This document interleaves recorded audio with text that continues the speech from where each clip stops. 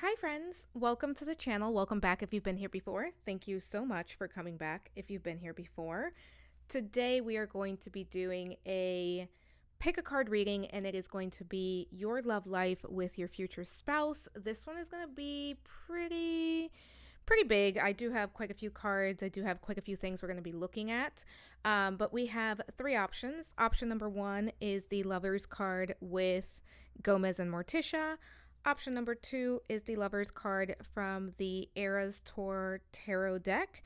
And option number three is the Lovers card from the Marvel Tarot deck, and that is Spider-Man and Mary Jane. Why did I almost draw a blank? But pause the video if you need to ask yourself which pile, or maybe piles, have a message for you. And let's jump right into the reading breakdown.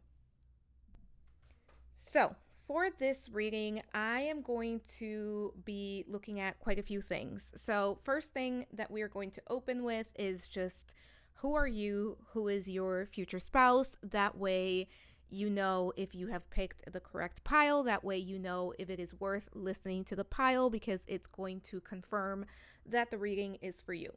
We are then going to move into what your future spouse's first impression of you is and what your first impression of them is.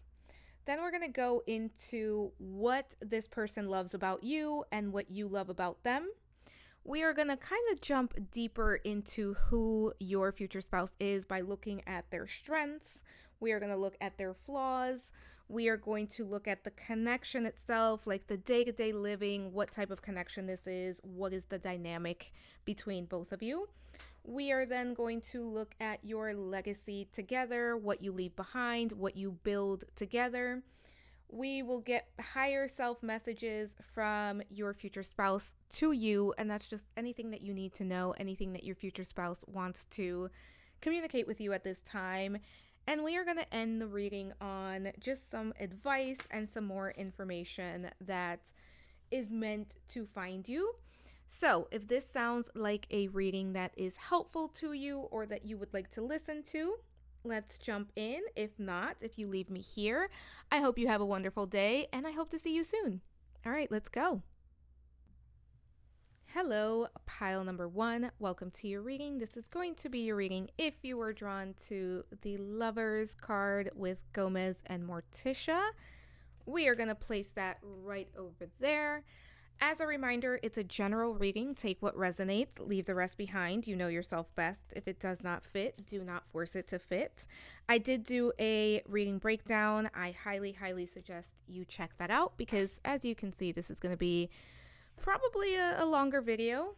And that way you know if this is something that you want to check out. So we are going to start the reading by looking at your energy and your future spouse's energy. My intention is that you are on the left, your future spouse is on the right.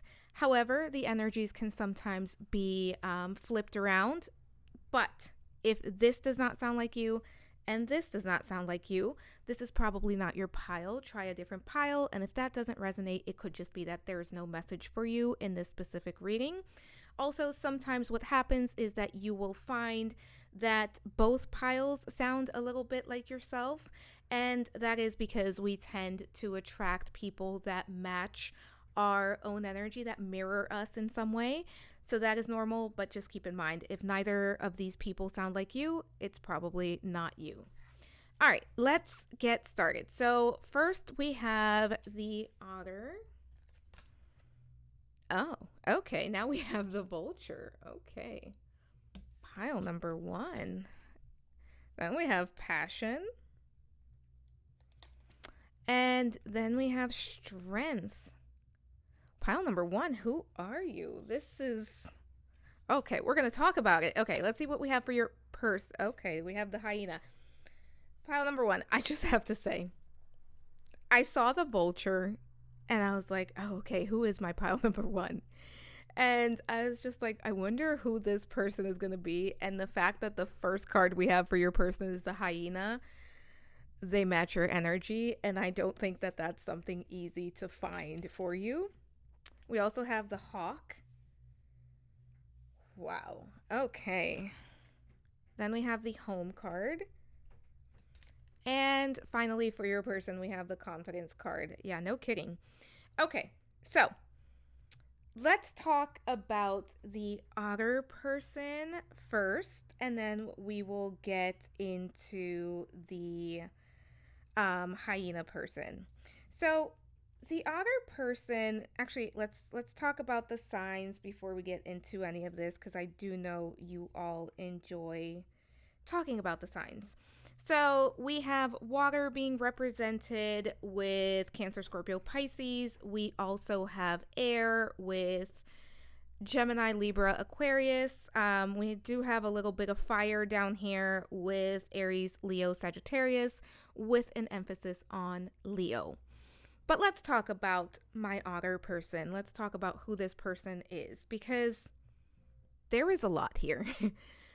Neither of these people is just someone that you can take advantage of. Both of these people are incredibly strong. Both of these people are just, these are not people that are going to back down. And that is the case with the otter. And the thing for my otter person is that what's interesting to me is that the otter person represents it. You come across as an otter if you are the otter, or the otter person comes across as the otter, which the otter can be a very cute animal. It can be a very vicious animal. But if you don't know too much about otters, when you first look at them, you kind of get like that, oh, they're so cute, they're so adorable. That's the energy that they give across. But what's underneath this otter person is so much strength, so much courage, so much just badass energy. Because we have the vulture here. And I think that what happens for the otter person is that they show up as the otter, and underneath the otter, they are the vulture. Underneath this like cute, beautiful facade is someone who is not to be messed with, someone who is not to be played with. But when it comes to the otter, this is somebody who, again, this person comes across as like very cute, very playful, very gentle, very loving. And that's not to say that the otter is not those things, because the otter person absolutely is all of that and so much more. But the otter person is not that unless you've earned that. That's how that's coming through. So this is someone who is very close to their loved ones. This is someone who loves the people that they love. They love those people in their circle. But they also know, this is someone who knows how to have boundaries, how to set boundaries. And this person does have F around and find out energy to them more than anyone expects them to. But this otter person is a very loving soul. And I think that the otter had to learn to be strong. I think the otter had to kind of develop this inner strength. And I actually don't want to say that the otter had to develop the inner strength, because I think that the otter person absolutely has always had that within them. But I also think that the otter person had to learn how to set boundaries and how to stand up for themselves.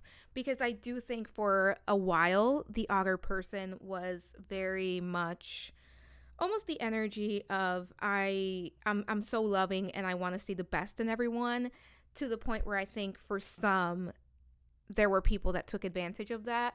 And the otter has kind of had to grow into their own strength and their own power.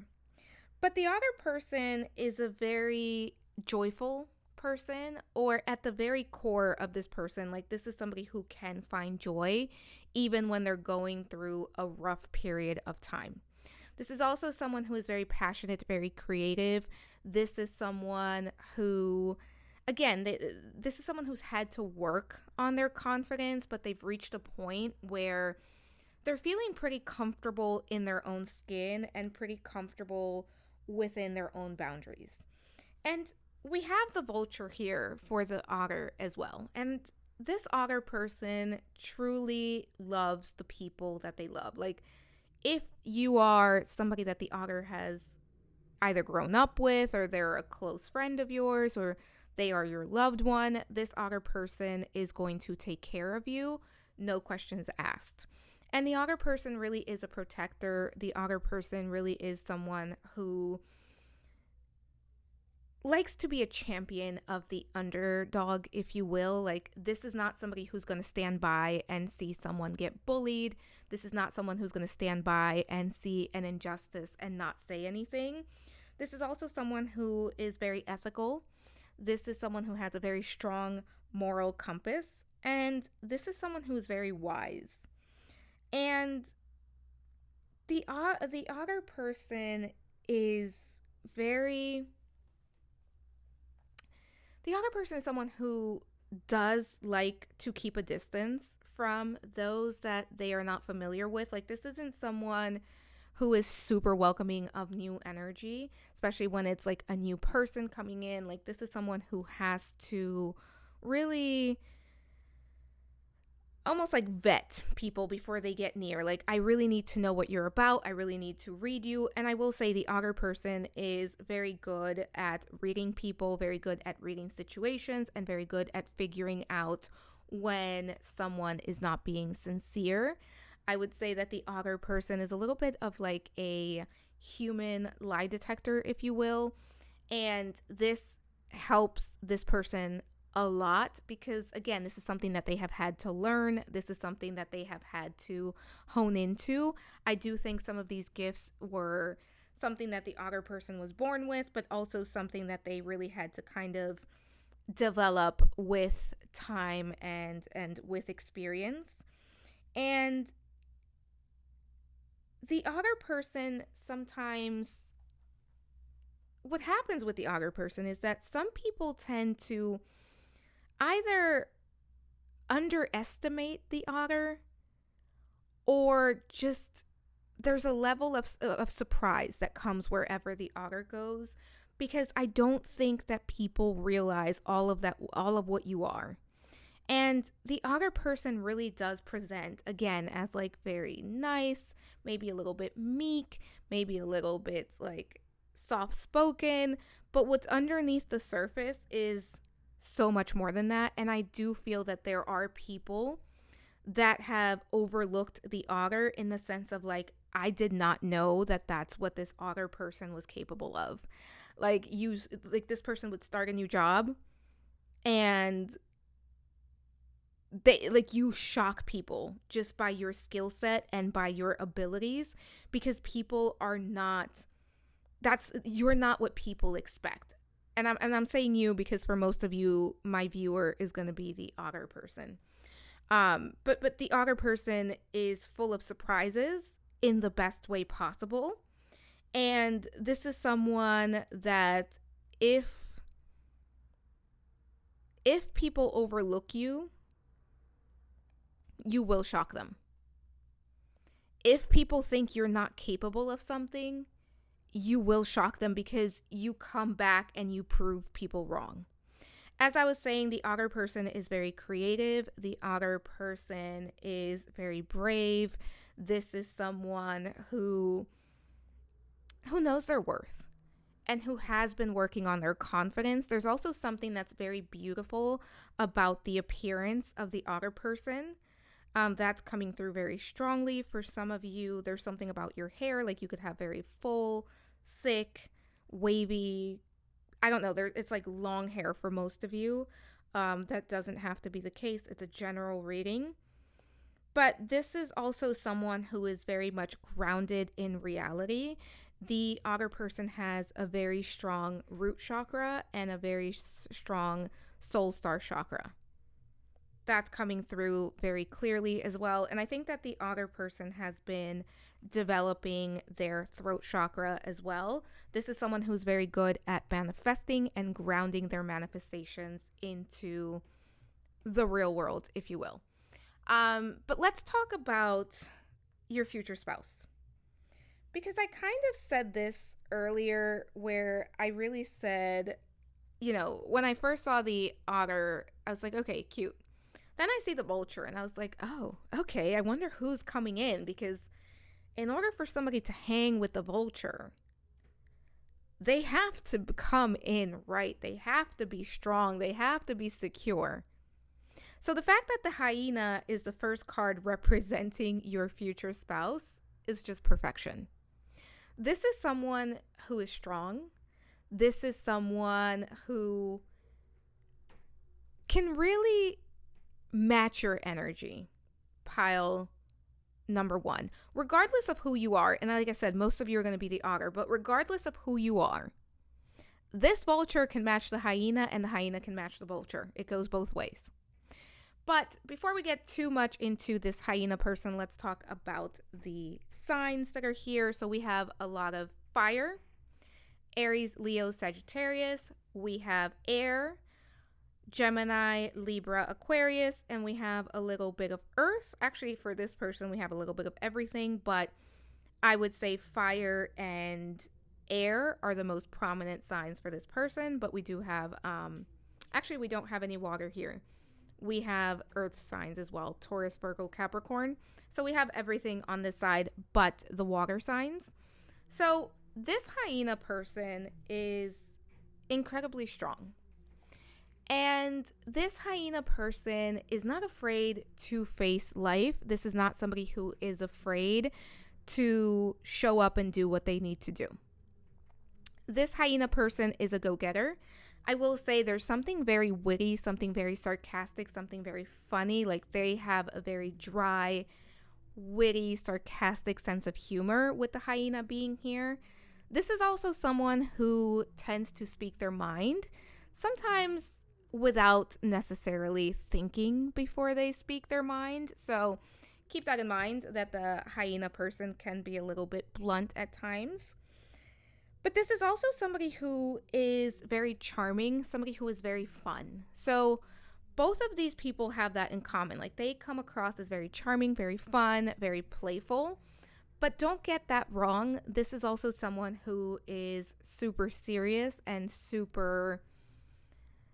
You don't want to cross either of these people, especially the hyena.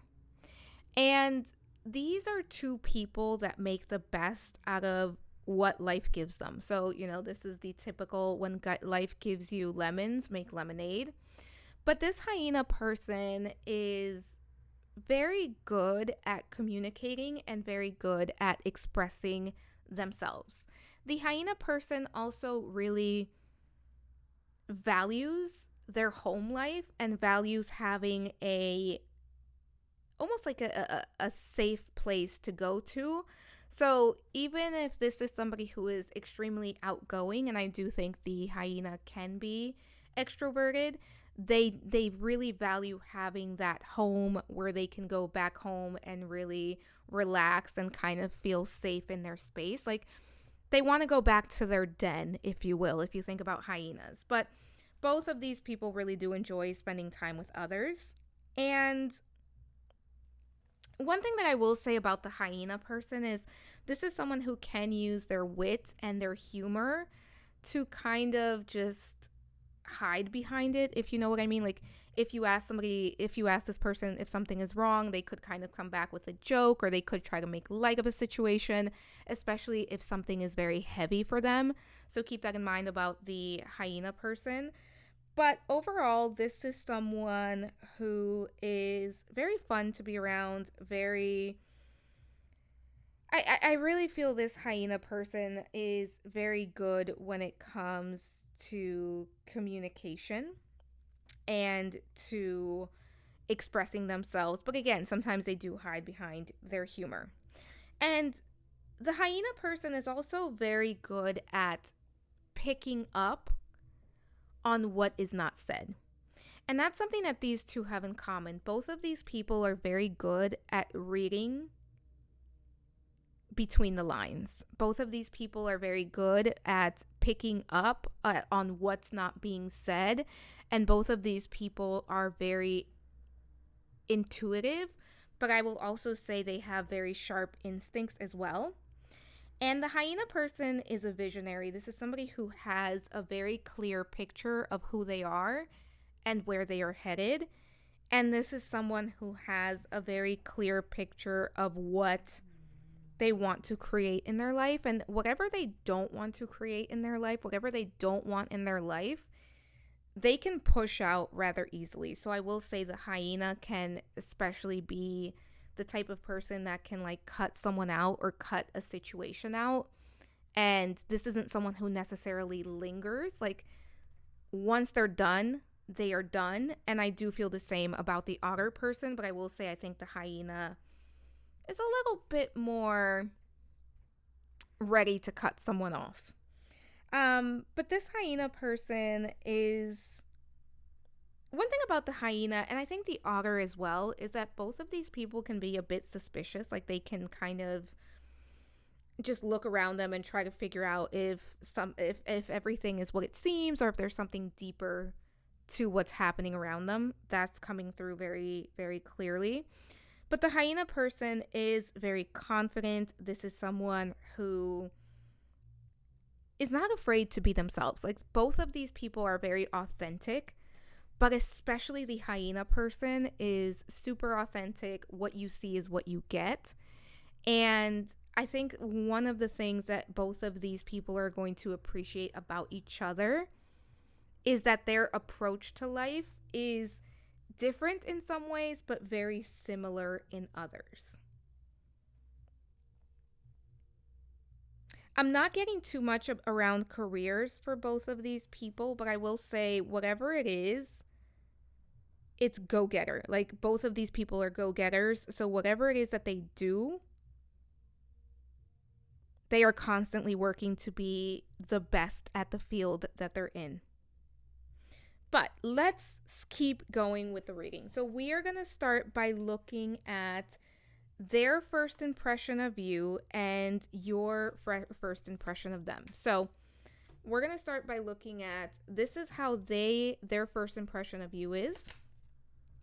We have the Four of Cups and the 10 of Cups. I don't know how I want to lay these out. Okay, because you're my first pile, so you're the first time I'm doing this. All right, we'll see how this works.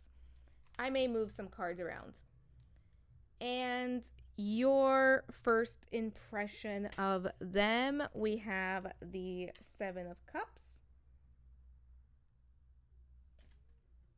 and the Lovers. Wow, okay. See what I'm saying? Pile number 1, there's a lot of like mirrored energy here for both of you because we're going to talk about it. So their first impression of you, when your person meets you, when they start to communicate with you, their first impression of you, first of all, you're going to kind of catch them by surprise. Because we have the Four of Cups here, and the Four of Cups is kind of that sense of apathy, frustration, that, and I think this is the perfect card to represent the Four of Cups, because we see here on the hoodie, it says over it. And that's kind of the energy, right? Like, I'm over it. I'm just over it. I'm just kind of going with the flow. There's boredom, there's frustration, there's apathy. There's just like not much happening. So, but we also have the 10 of Cups. So their first impression of you, first of all, you're catching them by surprise because they're going to be just not having the best time of their life when you meet. And that has nothing to do with you. It's like they're just kind of going with the flow, going and doing what they're used to doing. It's like I'm just doing my routine. I'm going with the flow. There's a sense of just like everything is a little bit of the same, like monotony here of like I'm just going with the flow. But when they see you, you will catch this person's attention. And I almost feel like when you meet them, their first impression of you is like you snap them out of whatever has them in this Four of Cups energy. Whatever has them. And I think that there's going to be a level of frustration that the hyena is going to be going through when they meet the otter. Now, if by some chance you are the hyena and your person is the otter, just this is going to be reversed. But the hyena's first impression of the otter with the Four of Cups is you're snapping me out and I see possibility here. This is someone who's going to find you very attractive. This is someone who's going to notice you. This is someone who's going to be very curious about what it's like to possibly even be in a connection with you. Like, this person is attracted to you. There's passion here. There's chemistry here. There is the desire to get to know one another.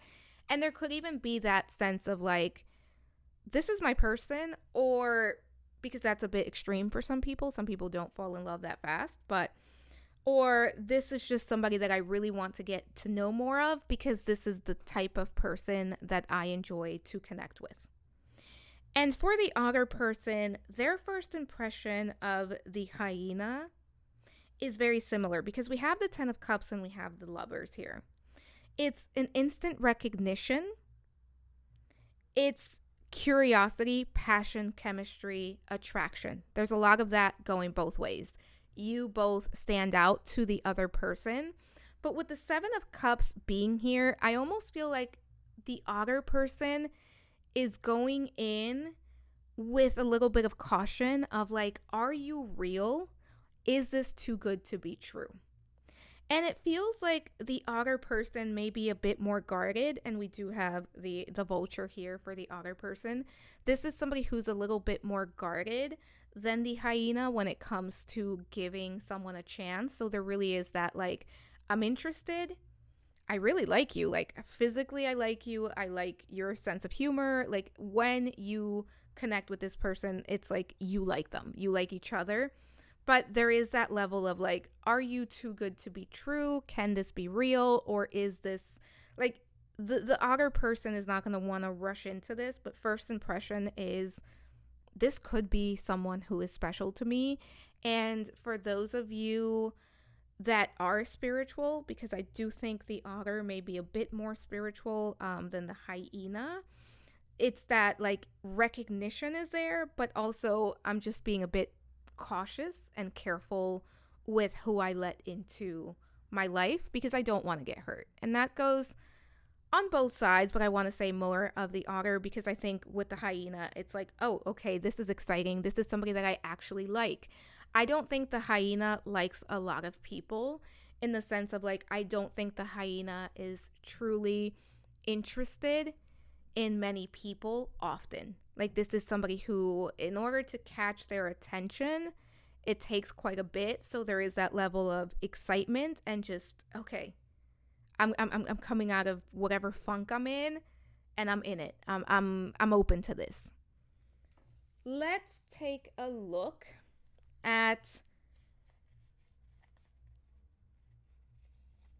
what they love about you and what you love about them. So this is going to be what the hyena loves about the otter. And we have the Knight of Swords, Temperance, and we have the Four of Wands. As far as what the otter loves about the hyena, let's take a look here. We have the Sun.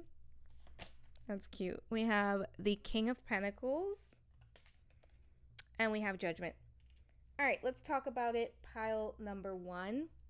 I'm going to be honest, pile number 1. I'm not crazy about how these cards are being set up, but I'm trying not to focus too much on it. So when it comes to what the hyena loves about the otter person, first and foremost, the hyena loves how much of a go-getter the otter person is. The hyena loves how much determination and how much the otter is willing to do whatever they need to do to get to where they want to be.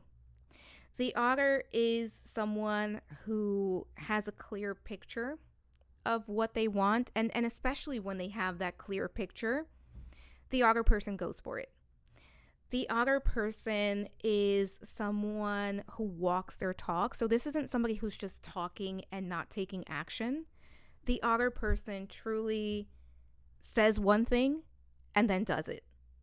Sometimes the otter person isn't even saying it before they're doing it. Like, they know what they want. They're not afraid to go after what they want. They're not afraid to put themselves out there. And the hyena truly loves and admires the otter's ability to create. And the otters, it's almost like the otter is unapologetically themselves. And the hyena absolutely loves that. Because I also think that the hyena, when it comes to love and romance, they've had to deal with people who relied on them, with people who were very unsure of themselves. And when these two people meet, that's not the case at all. And I do think that, especially for the otter, there was a time where they were really kind of struggling with feeling strong and secure within themselves, and with leaning into their own confidence. But when these two come together, that's not the case at all. And that is one of the things that the hyena loves about the otter. And also, another thing that the hyena really loves about the otter is that the otter really does feel like home to the hyena, meaning that there is a very deep understanding. And when you think about it, look at the similarities. We've talked about this already. But there is a really deep understanding of what the other person needs and who the other person is at their core. Like, the hyena has had to explain themselves to previous partners, whereas the otter just kind of gets them, accepts them. And there's a very peaceful connection and energy between these two because they get each other at a very deep level. Because they understand how the other person operates, and because they love and respect one another. And I will say, for those of you that are going to have a family with this spouse, with this future spouse, they are absolutely going to love the way that you show up, the way that you parent, the way that you keep the home, the way that you both take care of the home. And the hyena really just loves the otter because this is like, it almost feels like if I had to dream you up, if I had to think up of my perfect person, it would be the otter, and here you are. There's also going to be a lot of things that you are both going to accomplish together with the help of one another. And that is something that the hyena is really going to love about the otter. But I also think that the hyena really loves how the otter is so caring, so kind, and so loving to those that the otter is close to, especially to the hyena, because there's like a true love aspect to this that's very sweet, that's very loving. Like it's like, I know the hyena is going to know that the otter person loves them. And one thing is, you both speak each other's love language as well. It's like, you know how to make the other person feel loved. You know how to make the other person feel cared for. And there really is a level of, this just feels right. And you know what I just realized? You picked Gomez and Morticia. And that, to me, this relationship is giving those vibes of like, we're not necessarily the norm, and we kind of are just a little bit different, and not everybody gets us, but it works perfectly in this relationship, and it works perfectly for us and our connection. Now, when it comes to what the otter is going to love about the hyena, there's a lot of similarities here. First of all, the hyena person is going to be so dependable, so reliable. The hyena person is really going to be a provider and a protector for the otter.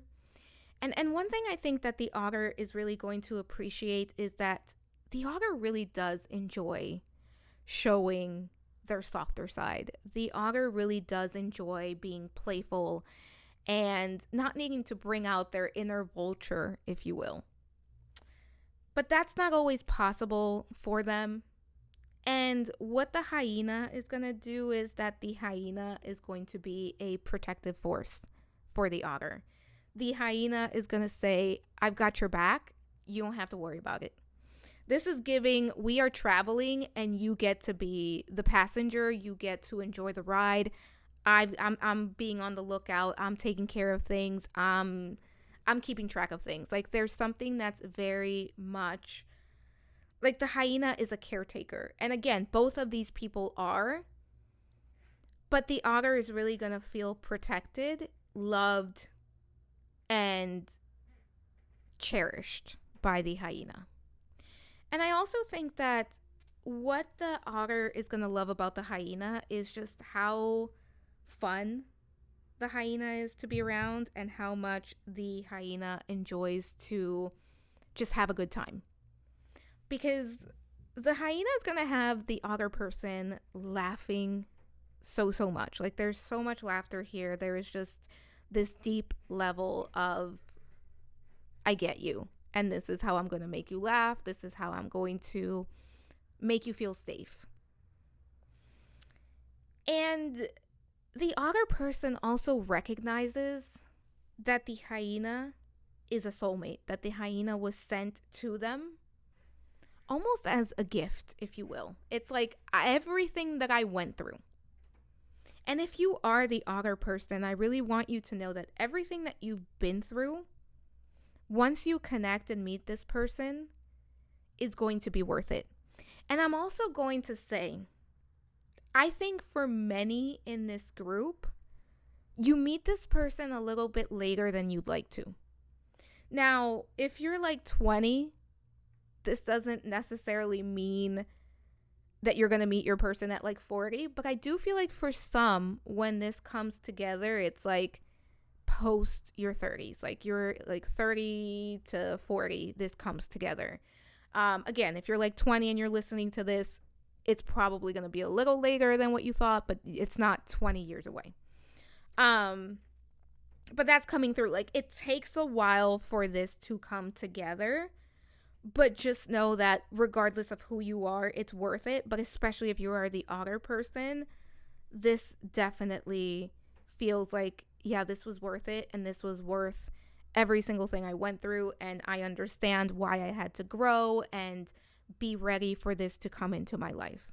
But there's a lot of love here and there's a lot of vulnerability between both of these people. And I want to make it clear, I'm not talking about the physical stuff. I'm not talking about all of that too much because it's YouTube and YouTube doesn't like fun things like that. But there is a very healthy, rich physical connection here as well. I mean, we have a vulture and a hyena, and we have the hawk and the otter. That sounds weird to say, but you know what I mean. All right, so let's look at what this person's strengths are, and we are going to look at what their flaws are. So let's look at their strengths first. What do we have here? Ace of Wands. Yeah, this is somebody who's very witty. The Hierophant. And the Six of Wands. This is going to be someone who is super successful. As I said earlier, this is someone who knows how to create the life that they want and who knows how to go after what they want. I do think that your future spouse, that this, whoever this is, whether it's the otter or the hyena, but for most of you, it's going to be the hyena. This person is going to reach a level of recognition, a level of success in whatever field they're in. Also, it could just be in their community. But this is like someone who is well known, at the very least in your community, if not on a bigger scale. And this is someone who, again, this person really, they mean what they say. They absolutely mean what they say. They follow through. If they say it, if they promise it, they're going to do it.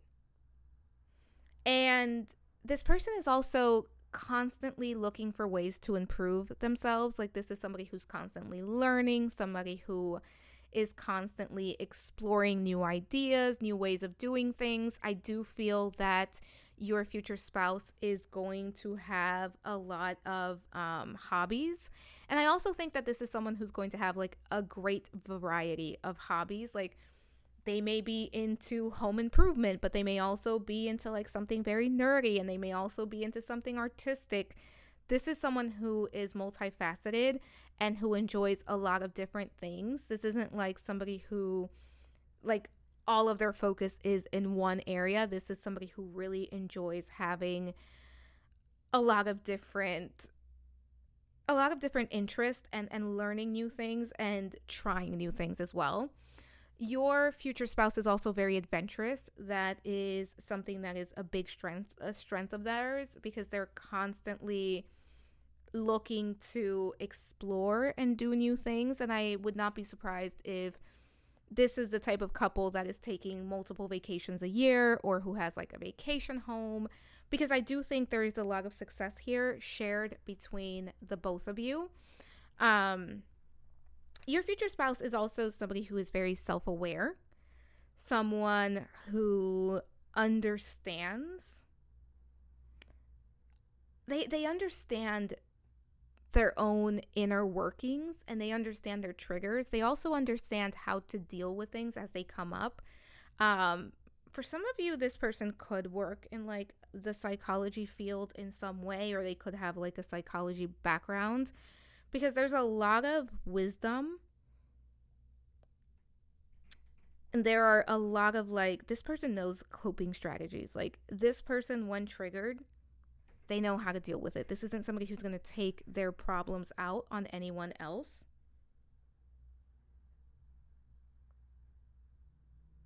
And this person, to some extent, this is someone who is spiritual.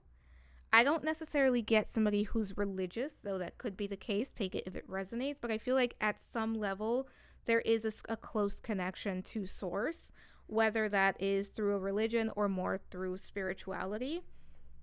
I will say, I feel like for most, it's going to be spirituality.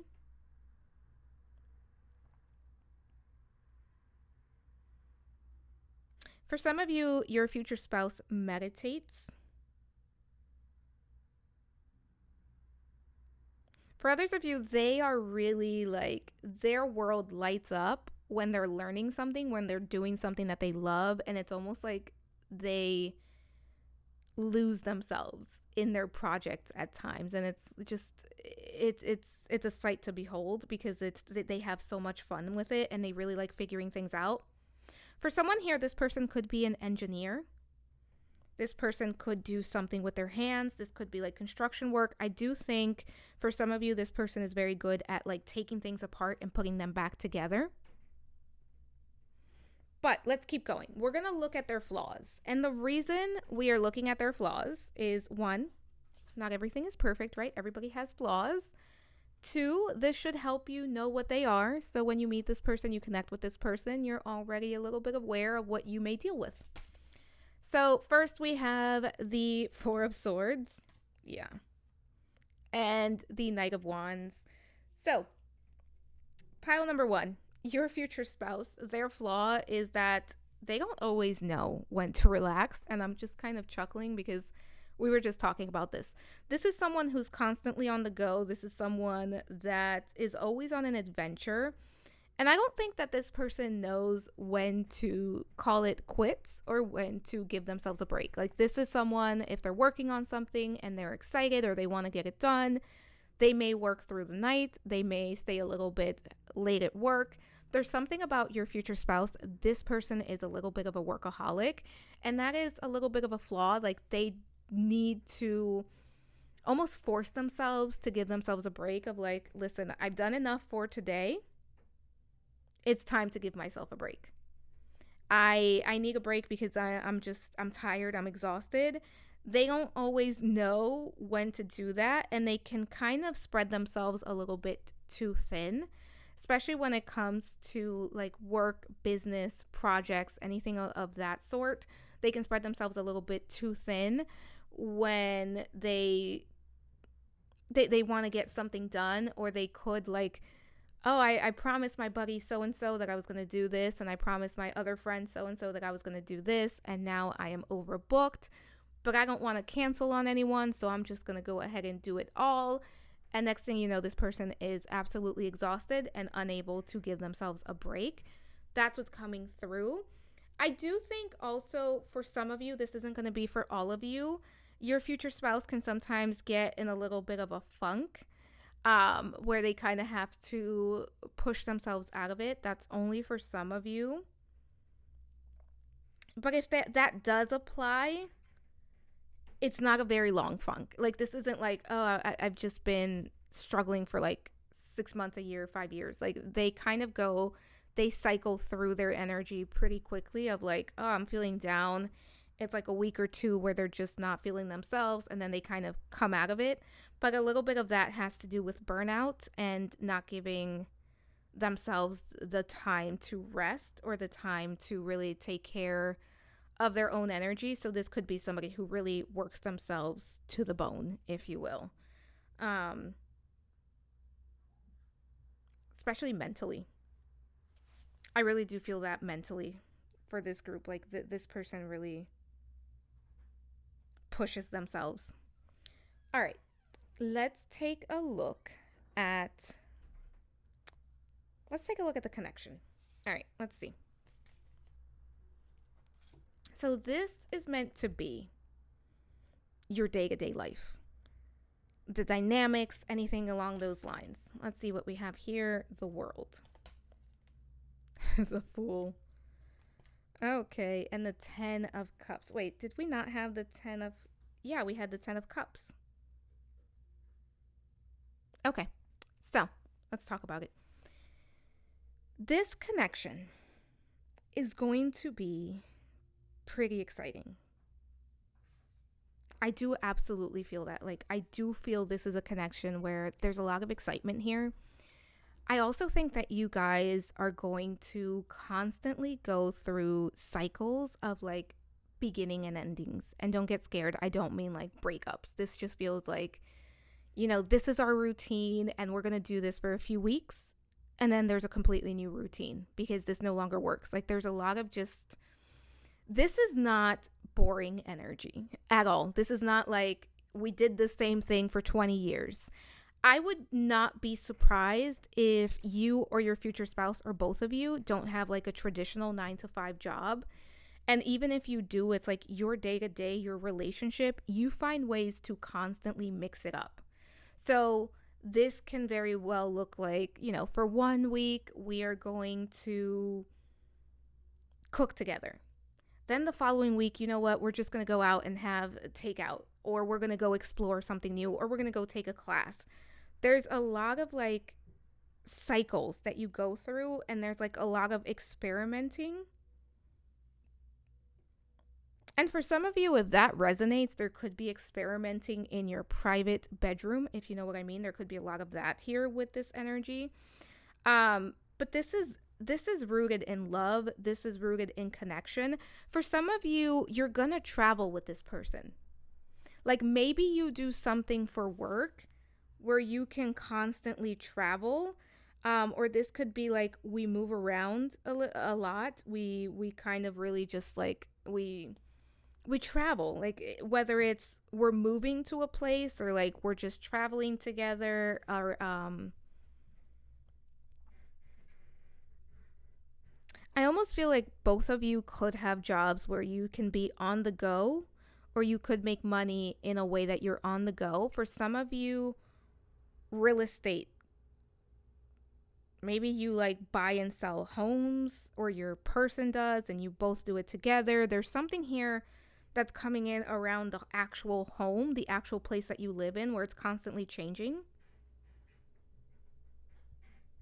This is a pile where I do think you're going to enjoy entertaining people that are close to you, people that you love, like your loved ones, where it's like, oh, okay, I'm just going to entertain this person. I'm just going to bring this person, like in and out, and just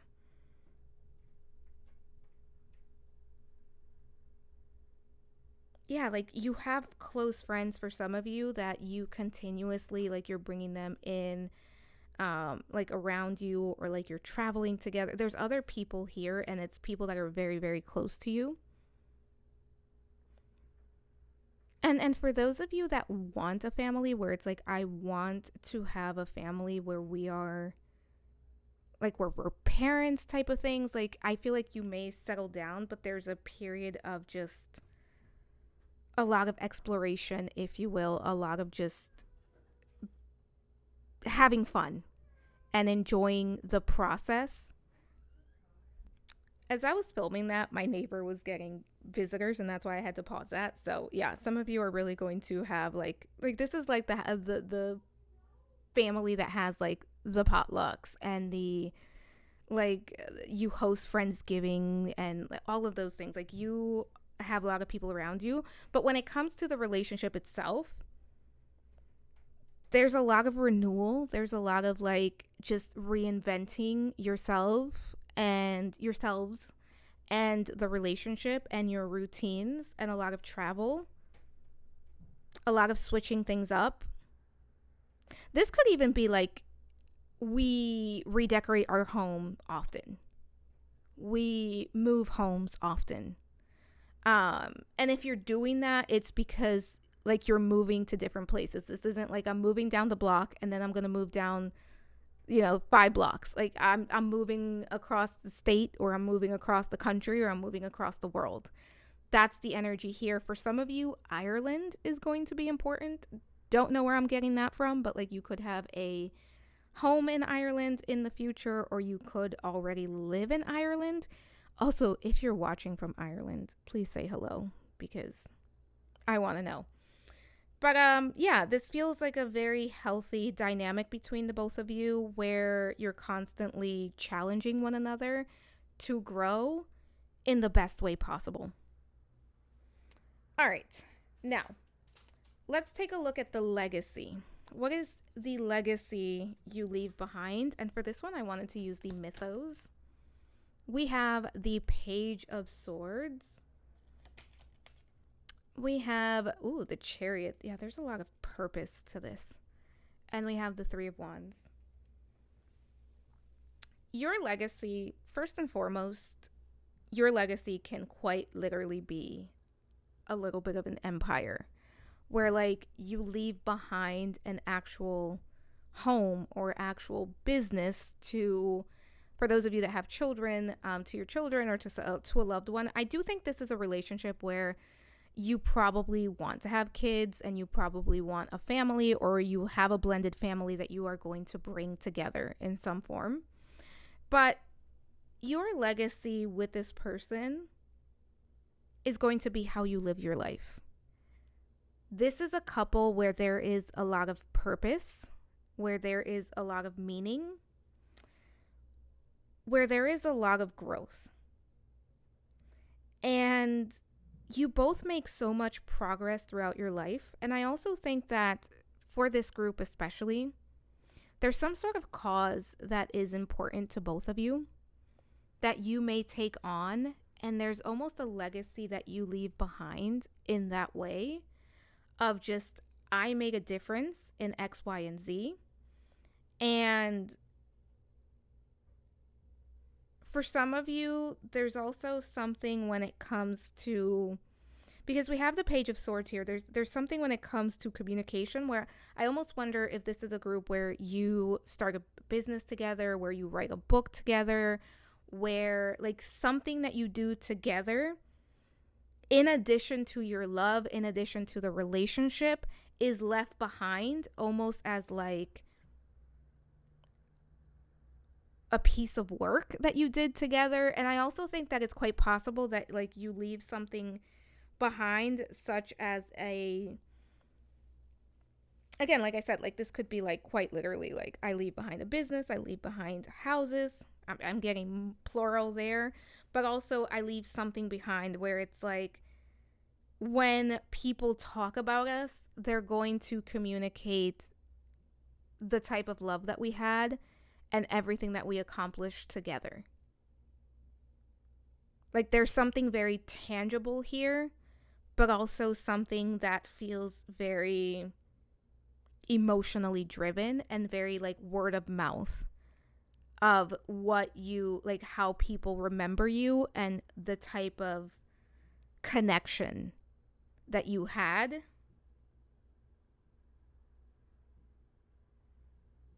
Some of you are breaking generational curses, generational trauma, where like this type of relationship is not what was the norm in your families. And I think that goes for both of you, or at the very least, one of you. My guess would be the otter, could be the hyena as well. But where we broke the mold. We broke the mold. This is not what was normal. And people are going to comment on that, and people are going to really remember both of you for that. And there really is, with the Chariot here, that sense of they did what they set out to do. And I think that at the very, very least, even though I think it's so much more than this, and even at the very least, this is so important, it's the type of relationship and the type of life that you lived. All right, let's take a look at messages from your future spouse's higher self. So this is what their higher self would say to you at this point in time. We have Maleficent with the High Priestess. Trust your intuition and inner knowledge. Explore the mysteries within yourself to find the answers you seek. I thought this was Maleficent again. We have the Queen of Hearts with the Three of Swords. Embrace your pain and grief, for healing begins with acknowledging the hurt. In time, the storm will pass and your heart will mend. There's a very clear message coming through already.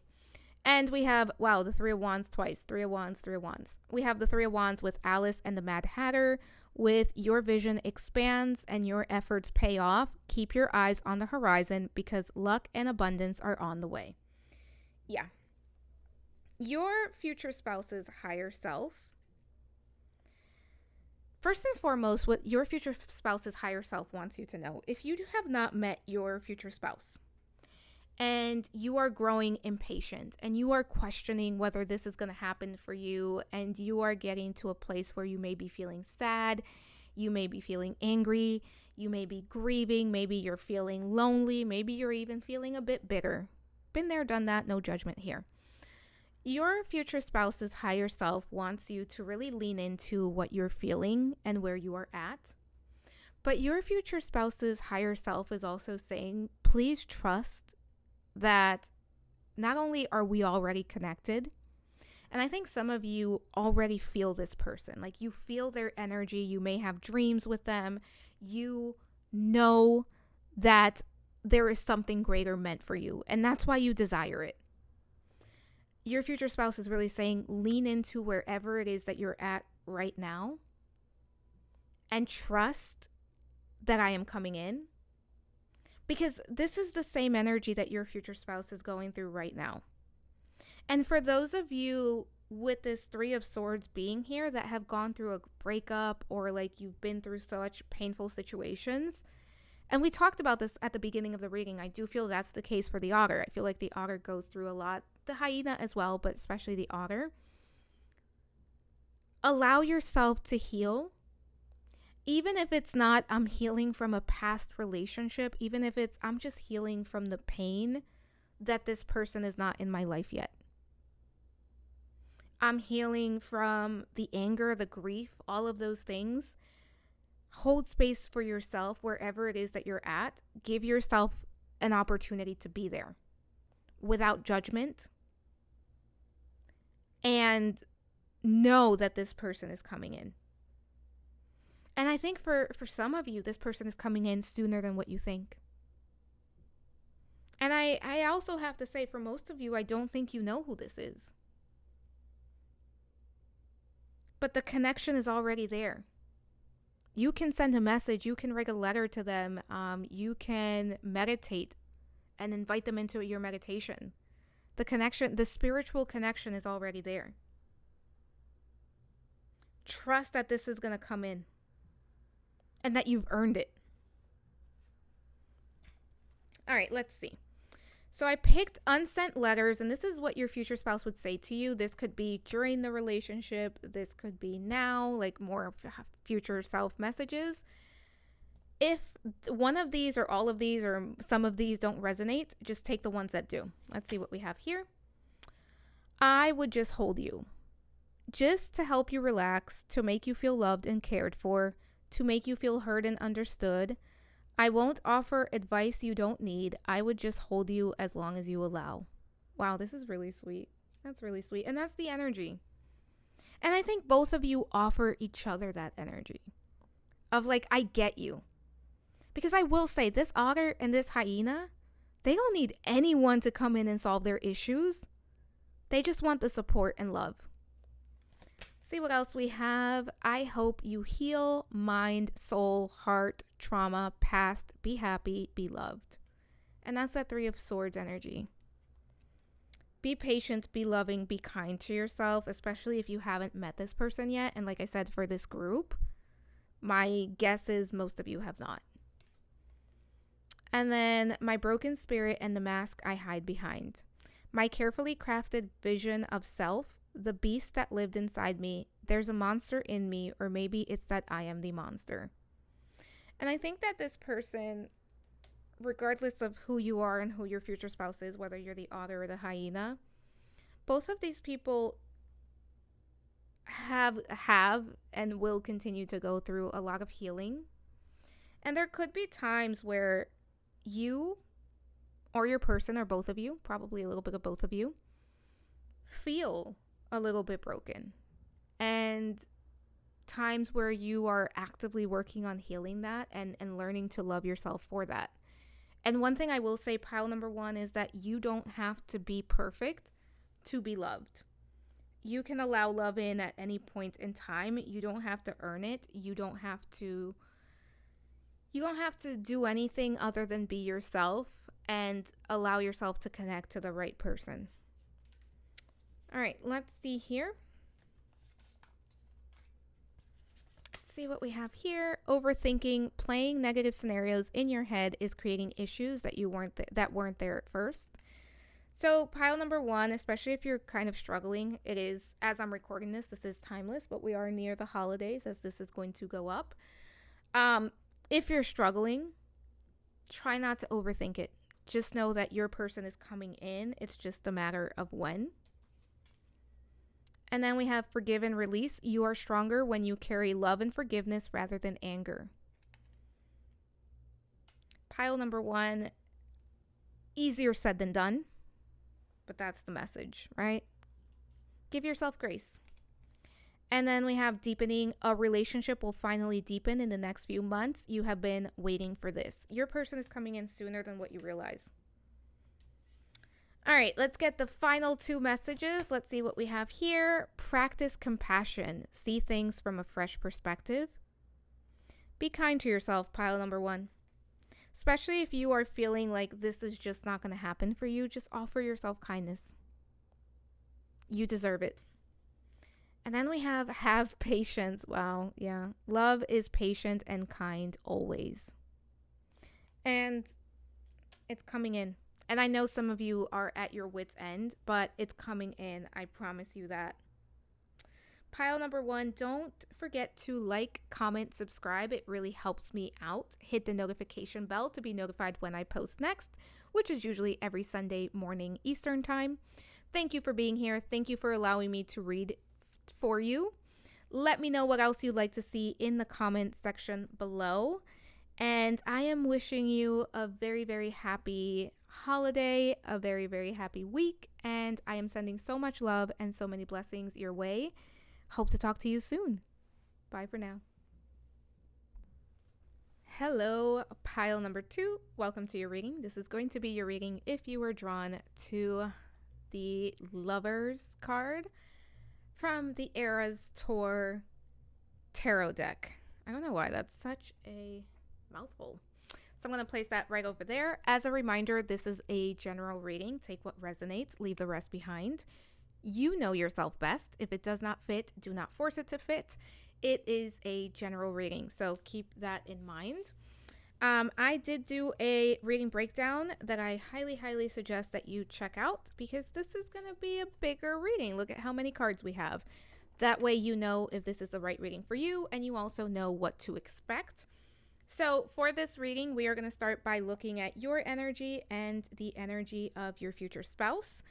My intention is that you are on the left, your future spouse is on the right. The energies could be flipped, but if you do not resonate with this pile or this pile, this is not your pile. Try picking a different group. And if that doesn't resonate, it could just be that there's no message for you in this specific reading, and that is okay. All right, let's get started. We have the turtle. Oh, I love the green on this card. We have the cheetah. Okay. Ooh, talk about energies there. We have the actress. And we have determination with the fox. That's quite the energy. I cannot wait to talk about this. All right, let's look at your person. We have the bear. We have the lamb. Okay. I have to say, today I'm being surprised by like the animals that are coming up together. We have storms. And we have limitless with the unicorn on there. All right, so we are going to start by talking about my turtle person. So before we get started, let's talk about the signs here. I know that you guys love them. As a reminder, they don't have to resonate for the reading to resonate, but you can take it as extra confirmation. So we do have Earth, which is Taurus, Virgo, Capricorn. We have fire, Aries, Leo, Sagittarius. Yep, that's what I would say we would have on this side. So let's talk about it. My turtle person, what energy you have. And again, I think most of you are going to be the turtle. You could be the bear as well. But this turtle person is... there's quite the energy here. Because the turtle is a very grounded, trusting energy. The turtle is also known to be very slow moving. And if I'm honest, I would say that my pile number 2s, that this specific turtle is probably more of a snapping turtle. Because this is a just badass energy. And I've said that a lot today, but this is badass energy. This turtle person is very wise. And this turtle person is someone who knows how to see something through. This isn't someone who is flaky. This isn't someone who is going to give up midway or walk away from something or just focus on something else. This turtle person is determined. This turtle person is very much dedicated to the things that matter to them. And I also want to say the turtle person is an old soul. This is somebody who has a lot of wisdom. This is someone who is probably very spiritual. And I will also say that the turtle person is someone who really values harmony. Now, don't get me wrong. That doesn't mean that this turtle person won't step up to the plate if they are challenged or won't set boundaries if needed. But there's something very reliable about the turtle. And I think when other people see the turtle, they see somebody who is very reliable. But don't get me wrong, this turtle is also very adventurous. And that's why I'm saying this turtle is more of like a snapping turtle if I had to pick which type of turtle this person was. Because this is someone who is very trustworthy, very patient, very reliable. This is the person that you go to when you need something done. This is the person that you go to when you need somebody that you can trust. But this is also someone who has a lot of spunk to them. This is also someone who has been through a lot of life experiences, and those life experiences have taught the turtle quite a bit. And the thing about the turtle is that the turtle is very productive. But in order for the turtle to be productive, the turtle needs to truly care about what it is that they're doing. This isn't someone who's going to spin their wheels for the sake of it. This isn't someone who's going to do something that is not in alignment with them for the sake of it. This turtle person needs to know why they're doing why they need to do what they need to do, and they need to be convinced that that is the best possible way of doing that thing. I also want to say that the turtle person has a very active sacral and solar plexus chakras. This is somebody who is creative. This is someone who can really find different ways of doing things and who can be very innovative when it comes to coming up with solutions and figuring out what the next steps are. This turtle person is pretty much someone who has a very... It's very interesting because I'm getting somebody who's very energetic, but that's not what you think of when you think of the turtle. But there's something about the turtle person, especially with this cheetah energy being here, that's like, I'm going to wait for my opportunity. And once my opportunity comes in, I'm unstoppable. And that is how this turtle person operates. Like, this is someone who knows how to wait until it's their time, and then they take advantage. And this turtle person has so much energy available to them because this is someone who knows how to reserve their energy. This is someone who knows how to take care of themselves. And this is someone who knows when they need to spend their energy, if you will. Again, the turtle is not doing anything for the sake of doing it. There has to be a very clear purpose. And the turtle person has struggled with impatience, don't get me wrong, because we have this cheetah here. So the turtle person has struggled with impatience. But this is something that this turtle person has overcome. Or at the very least, when the turtle meets the bear, it's something that they will have overcome. And the turtle person can make it a little bit hard for people to get too close. The protective shell on the turtle is really standing out to me. This is someone who is very selective about their energy, somebody who's very selective about the people who are allowed to be near them. This is also somebody who can be very competitive. Like, there's a very competitive energy to this turtle of just, once I'm in it, and I'm in it to win it. This is not somebody who's wasting their time. This is not somebody who's not calculating what they're doing before they do it. If the turtle starts something, it's because the turtle knows I'm going to finish it. If the turtle enters something, it's because the turtle knows I'm going to see it through. And this turtle person has a very good poker face.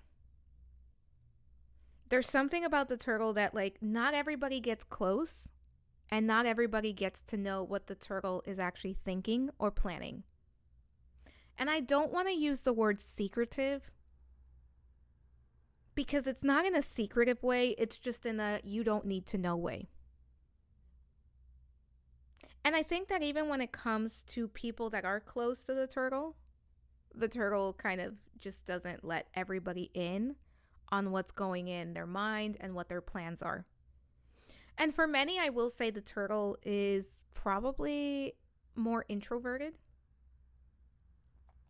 Or at the very least, the turtle really enjoys having their alone time.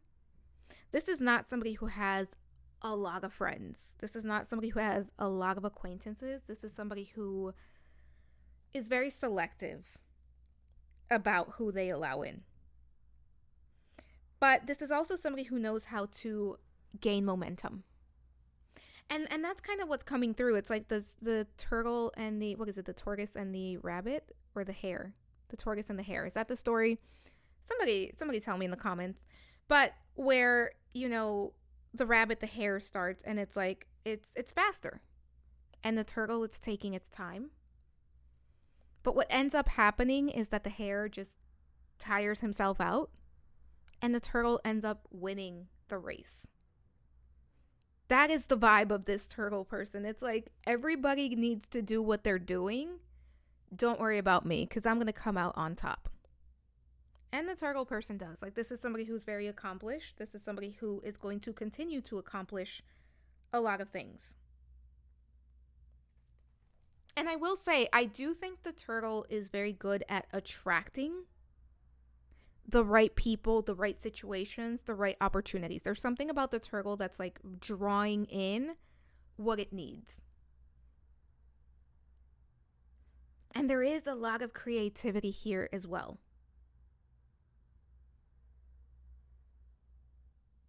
Again, the turtle person's poker face. Like, I'm not even getting too much on this person. It's like, I'm not being given too much. So let's talk about the bear. And before we talk about the bear, let's talk about the signs that are here.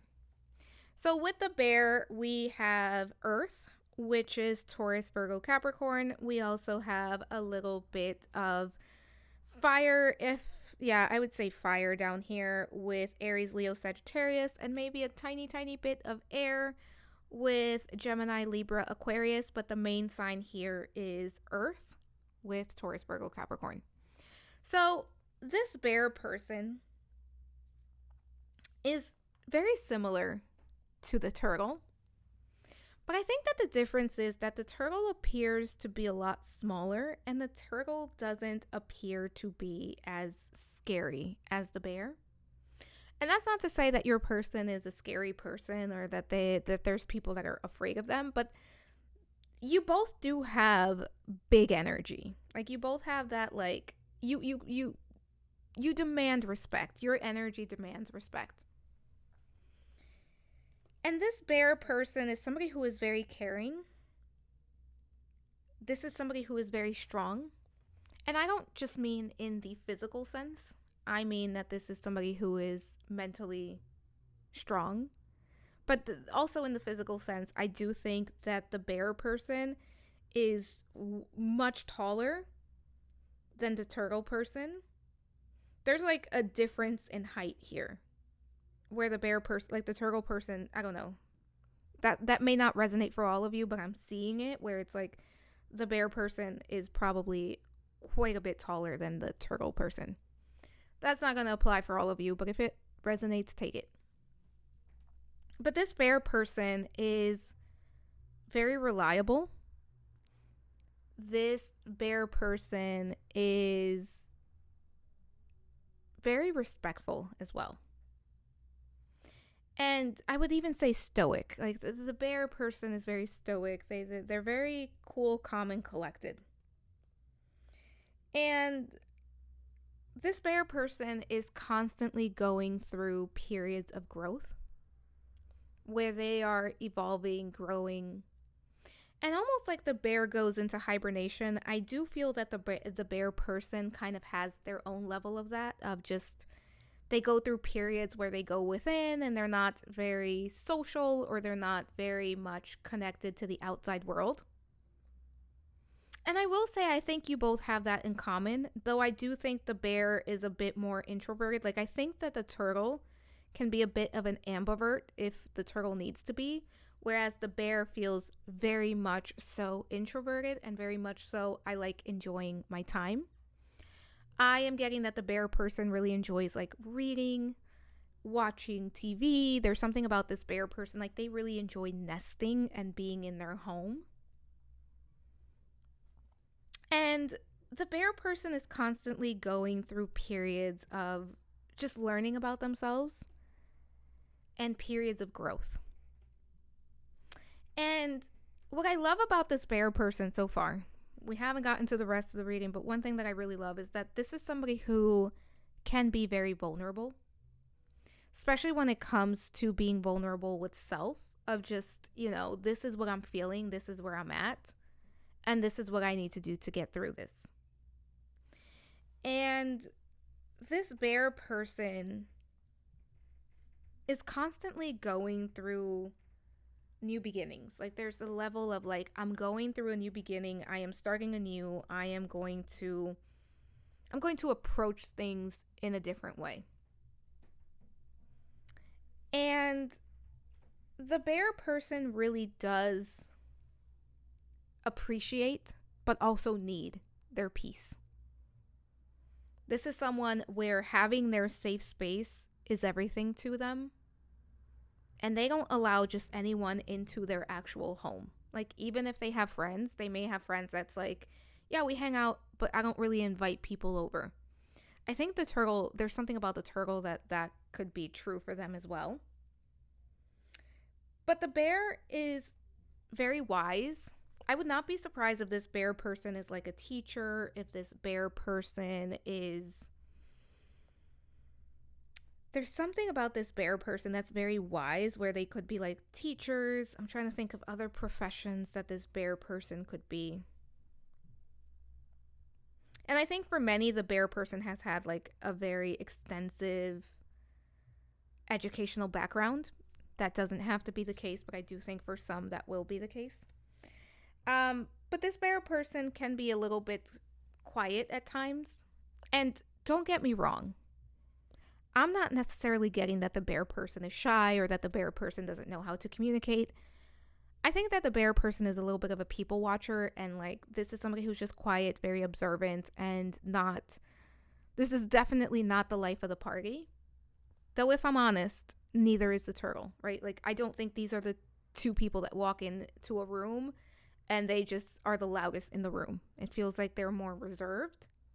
And one thing that I think that these two may really enjoy together is like people watching and doing that.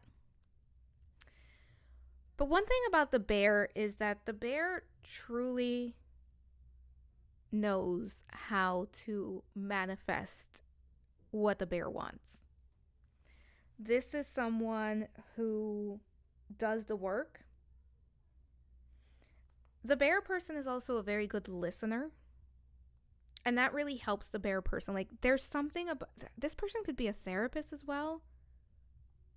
There's something about like listening, like a very good listener for this person. And that really helps them out in opportunities and in their ability to connect with others. There's a real gentleness to the bear.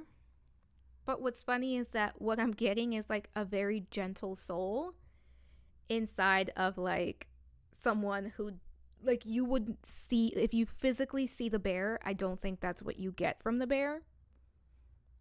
But I also will say if you poke this bear, you will feel its wrath. Like, don't get me wrong, pile number 2. Neither one of these people are people that you want to cross or mess with. But this is like a very gentle person.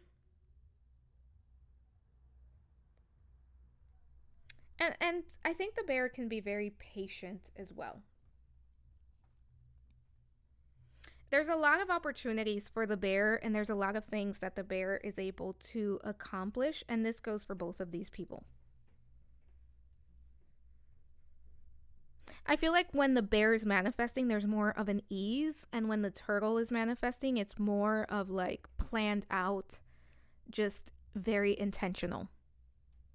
But let's keep going. We are going to look at the bear's first impression of the turtle and the turtle's first impression of the bear. So as I said in my intro, when I set this out, my turtle is the viewer. Just flip it if it does not. If you are the bear, just flip it because I'm going to talk as if the turtle is the viewer. All right, so the bear's first impressions of the turtle person, we have the Ace of Wands. I love that. And the Magician. Okay. Pile number 2, this bear person is going to be highly, highly impressed. And then, oh, wow, okay. The turtle person's first impression of the bear is the sun. Whoa, okay. I'm I'm loving these because sometimes I do these readings and I get like it's a slow build. It's like friends first or like enemies to lovers. That's not the case here at all. First of all, when it comes to the bear's first impressions of the turtle, we have the Ace of Wands. And even though this is not an 18 plus reading, and even though YouTube doesn't like 18 plus anything, if the bear person is male, if this is a man that we're talking about, and I think for many of you it is, this person is going to be quite interested. This person is going to be just, wands, Ace of Wands. You know what I'm trying to say. But this person is really going to be attracted to the turtle person. This is somebody that, like, this bear person is going to take notice and you will stand out. Like, this person's going to be like, oh, look at that. Like, look at that person. Look at my turtle person. Wow, they're attractive. Wow, I really like them. I can picture myself doing things with this turtle person. And I don't think this is in a disrespectful way because we also have the magician here. And I think that the bear's first impression of the turtle is there's possibility here. It's, I like you. There's absolutely interest. Like, this is somebody where they're going to see you and they're going to be absolutely interested in you. This isn't going to take like super long to come together at all. That's not what I'm getting of like, oh yeah, we got to know each other and then that's when I was finally interested. It's, wow, look at this turtle. Wow, look at this person. I really, really like this person. Look at it. Like, I'm in. I'm curious. I want to know more. I want to learn more. I want to get to know this person. But yeah, pile number 2, the attraction here is undeniable, especially from the bear to the turtle.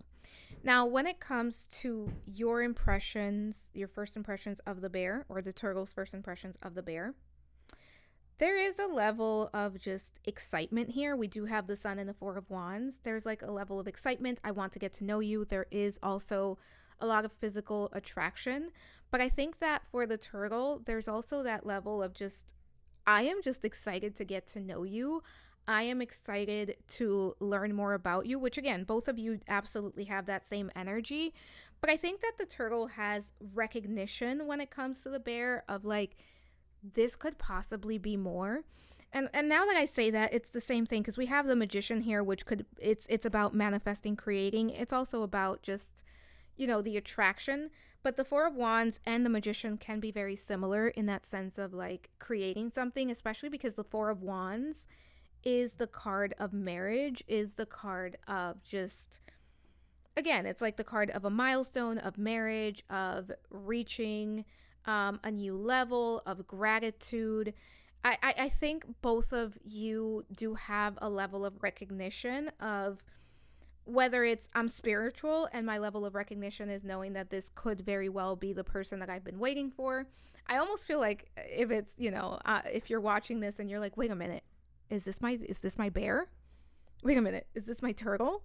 Whichever one you are. But there is a level of recognition and there is a level of just excitement and really wanting to get to know the other person. You both notice one another pretty quickly. And if this is like somebody that you meet and you talk to before you actually get to know them, it's like you already know things about them, and as you're getting to know them, there's a lot of interest. But with this Ace of Wands being here and this Sun being here, I do feel like this could be you meet for the first time in person. Like you meet. It's not like, oh, we met online and we talked for a while and then we met. Like, it could be like you see this person for the first time before you've even had a chance to talk to them. And it's that recognition, that like attraction, that I really like this person and I want to get to know more about them. But don't get me wrong, especially the bear for the turtle, the physical attraction is there. They want to do things. They want to spend time with you. They want to... They like you. They like you, pile number 2. Let's keep it there. I do feel like this could be like a very physical touch type of connection of like, we really like hugging, we really like kissing, we really like connecting. Obviously not like the first time you meet one another, though. If that's your thing, do your thing. I love it for you. But I do think that this is a connection where the body, physical touch, and spending time with one another is going to be very, very important to both of you. Part of me wants to do an 18 plus rating because there's so much, and I have a deck. Let me know in the comment section if you'd like to see that. I don't know that I can do it on YouTube, but I could do it. All right, let's talk about what they love about you and what you love about them. So we're going to talk about, what does the bear person love about my, trying to figure out. Okay. So what does the bear love about the turtle, and what does the turtle love about the bear? All right. Let's start here. So we have the star. That's very sweet. The King of Cups and the Devil. Okay. Pile number 2. You guys are my spicy pile. All right. What does the turtle love about the bear? It's the 4 of Pentacles. Then we have, the 9 of Wands. Okay. And Justice. Okay. So let's talk about it. Pile number 2. Pile number 2. The bear person. What the bear person loves about the turtle person. First of all, with the star here, it really does feel like, I just love that you came into my life, and I love that this feels fated. I love that this feels like you're my person. We fit together. There's also, with the star card being here, just this recognition of, I'm almost getting like red string of fate vibes with this group of just like, we were meant to meet, we were meant to come together, and this bear person loves this about the turtle. The bear person loves how encouraging the turtle person is. The bear person loves just how emotionally intelligent that the turtle person is. The bear person loves how loving and kind and compassionate and giving the turtle person can be. And I also think that the bear person really loves that the turtle person really does understand the needs of the bear, and that the turtle person really does feel peaceful to the bear. It's like, you feel like home to me. You are home to me. There's a lot of peace. There's a lot of harmony. There's a lot of just comfort between these two. And I also think that the bear person really loves how open and loving and receiving of the bear person the turtle can be. Like, with this King of Cups, there's an energy of just, I see you, I hear you, I accept you as you are, I love you for who you are. Now, I also think with the Devil being here, 2 very clear meanings coming through. Let's go with the non-spicy one first.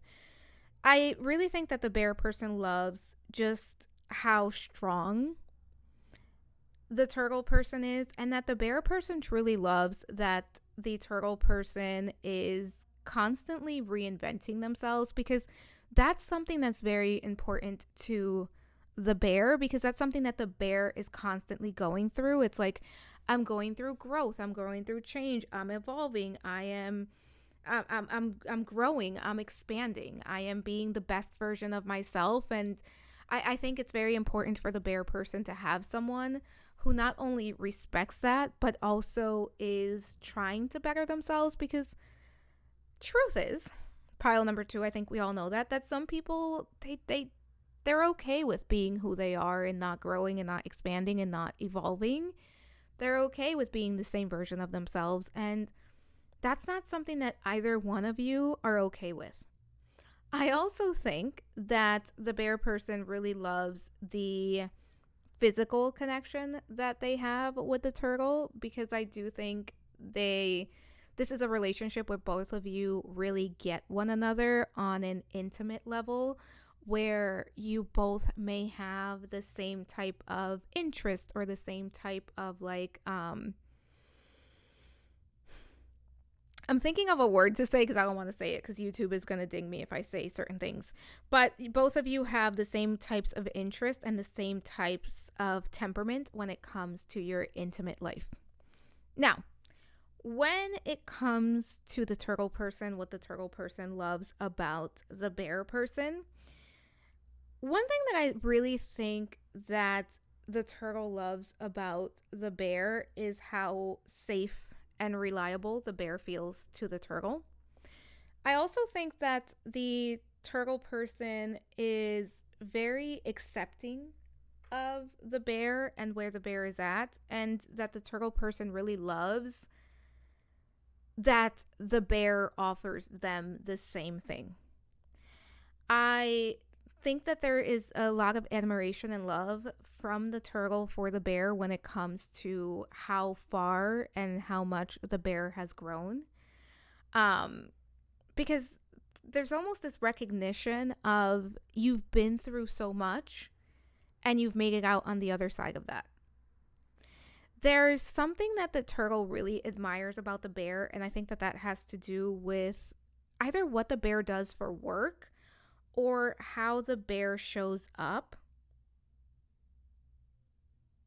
in like the community or in the lives of others, including the turtle. That's absolutely coming through here. The turtle loves how fair the bear person can be, and the turtle loves how willing the bear is to really deal with things as they come up.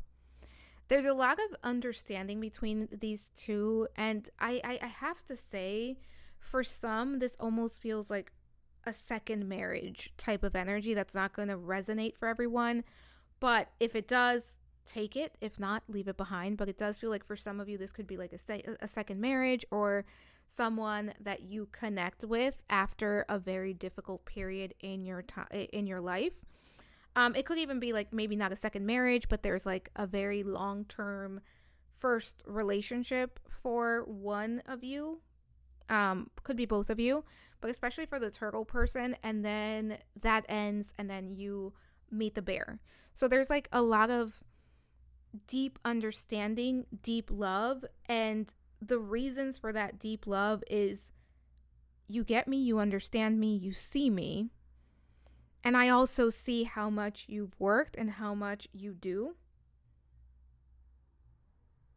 There's something about the bear that is very kind that the turtle loves.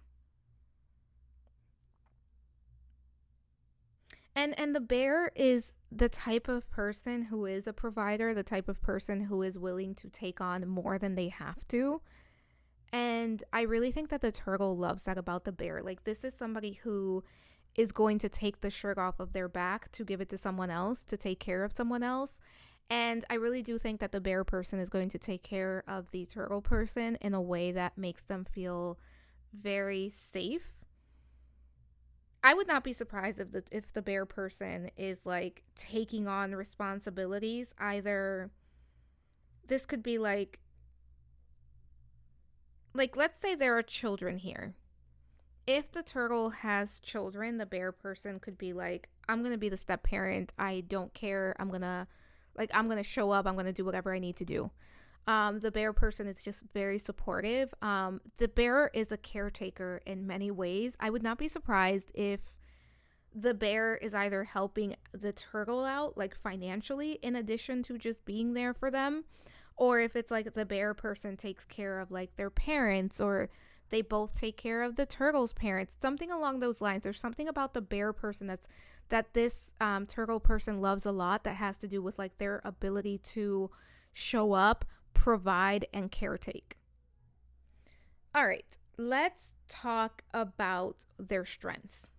So what is your future spouse's strengths? The Five of Swords, yeah.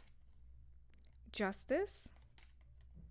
And the Sun. Are you kidding me? Is this like the second sun? Because we had the sun over there. I thought we had another sun, but it looks like it's the second sun. So the bear person's strengths. And if you are the bear and you're watching for the turtle, this could apply to the turtle as well. So your future spouse's strengths. This is someone who knows how to figure things out. Even when the going gets tough, this person will find a way out. This is someone who seeks clarity and will find that clarity. Even if it's not immediately available, this is somebody who knows how to work through whatever it is that they're going through. This is someone who is very fair. We've talked about this already in this reading, but this is somebody who is very fair, very giving, very loving, very kind. And this bear person is also someone who wants other people. And I keep saying the bear. I'm sorry, pile number 2. If you are the bear, apply it to the turtle, but I think most of you were talking about the bear. But I do think your future spouse is someone who really enjoys making other people happy and being there for other people and bringing joy to other people. Again, I would not be surprised if this is somebody who is like a teacher, some sort of therapist, somebody who, like, this is somebody who provides a service of some sort, somebody who likes to bring joy to other people, and I think that they do that through work. And with this Justice card being here, I would not be surprised if this person is like some sort of therapist, counselor, psychiatrist, could be a doctor of some sort, teacher, professor. This person could coach on the side as well. It could be like mental health coaching or that sort of coaching, but I'm also getting like a football or like a basketball or some sort of sports coach for like children. All right, so pile number 2. This person really enjoys, your future spouse really enjoys bringing happiness to other people. And I think that this is someone who is very grateful for what they do have, someone who can really savor the beautiful moments that they do experience. Like, this is someone who recognizes like there is beauty in the present moment and there is beauty in being here where I am at, and I'm going to make the best of it. And I think that the reason that your future spouse is able to do that is because they have been through hardship. They have had their fair share of obstacles. So when the good things are happening, this is somebody who can really ground into the present moment. This doesn't feel like the type of person that has a lot of just, this doesn't feel like the type of person who has like their phone out or they're playing around or they're not fully present when they're doing something. Like if you're having dinner with this person, their phone is not in their hand and they're not scrolling through. If you're talking to them, this is a great listener. Like, this person is a great listener. This person knows how to show up. This person knows how to give advice. And another thing is that your person is very good when it comes to taking advice as well. This isn't somebody who is too proud to ask for help. This isn't somebody who, this isn't the type of person that's like, I know what I'm doing, I'll figure it out, where they don't want to read the manual because they think they know exactly what to do. This is somebody who's very open, very kind, very humble even. And they really do enjoy life, especially the life that they're going to have with you, pile number 2. There's a childlike energy to your future spouse as well. And that doesn't always come out, but when it does, it's just so beautiful to witness. Let's take a look at the flaws. And when I say flaws, the reason I'm including this here is just to give more information because I like to give the full picture of a person. So this is your future spouse's any flaws that they may have. And we have the Queen of Pentacles. And then we have, the Nine of Swords. Okay. And I wouldn't say this is a flaw as much as like this could be things that come up in the relationship and in the marriage. But I think that what happens for pile number 2, and I think this is true for both of you, but especially for the bear person, is that life can feel almost a bit too real, if you will, where it's like you both, instead of being like the dreamers or thinking about the impossible or focusing on creating things that other people may deem as like not very viable. What happens here is that your future spouse is actually more on the grounded side, to the point where this person probably needs to be a bit more lighthearted, where things can get very heavy very fast for your future spouse, where this person can really take their responsibilities very seriously, which again, it's a great thing, but it can also really bring them down at times, especially if they're like focused on, we need to take care of X, Y, and Z, where sometimes it's like, hun, it's okay. Just let's take a break and let's see the bright side.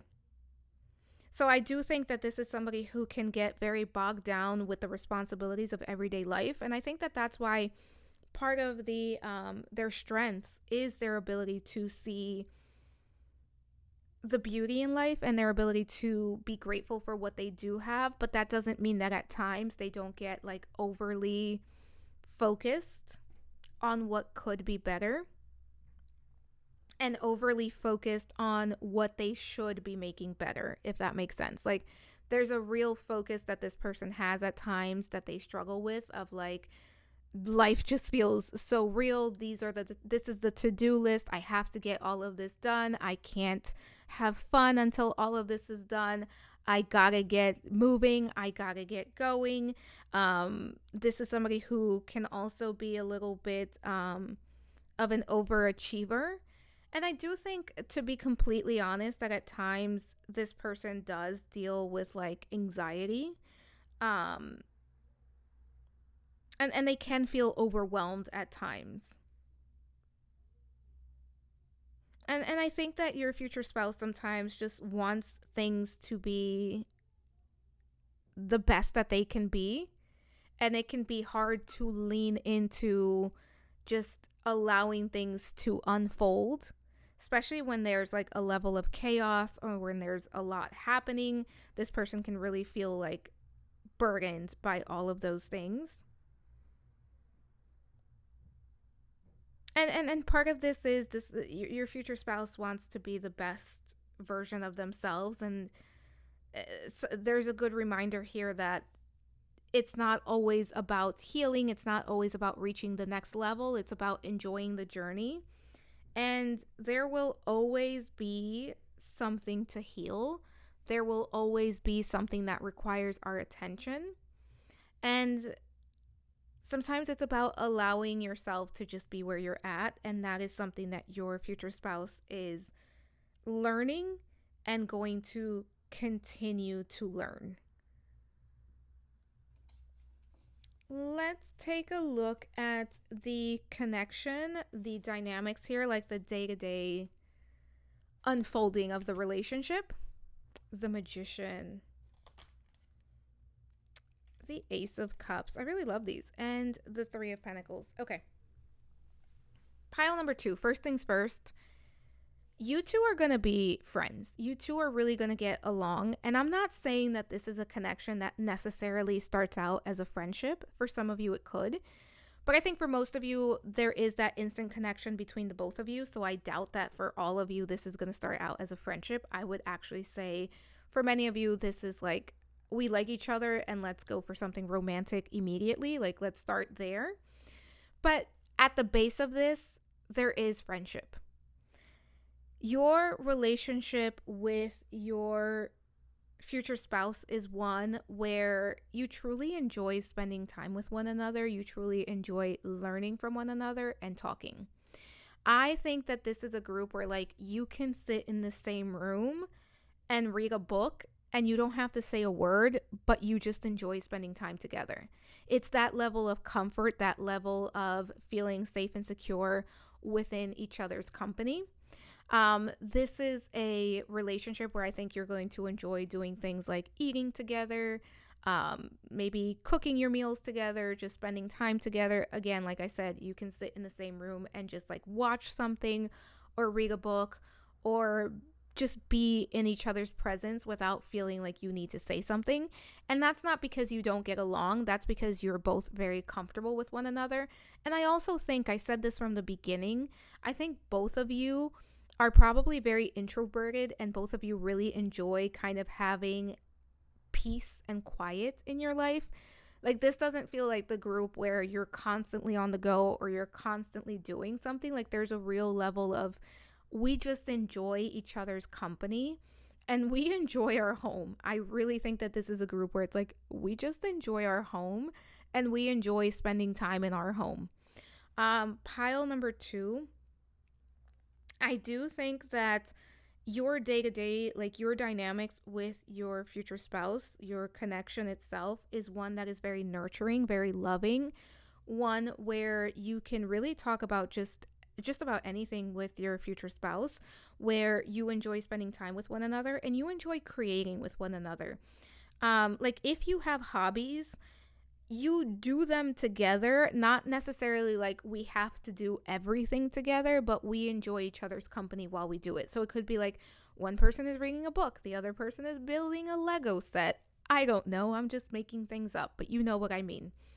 There's that level of comfort with one another, and there's just like that feeling of fulfillment, that feeling of just, I'm happy, I'm content, I'm joyful, I'm enjoying my life. And I feel like it's a very peaceful, loving life. And I also feel like for this group, there's almost like routines that you guys become comfortable with, that you guys lean into, that feel very good, that feel very comforting. Like, there's a lot of comfort in your day-to-day life.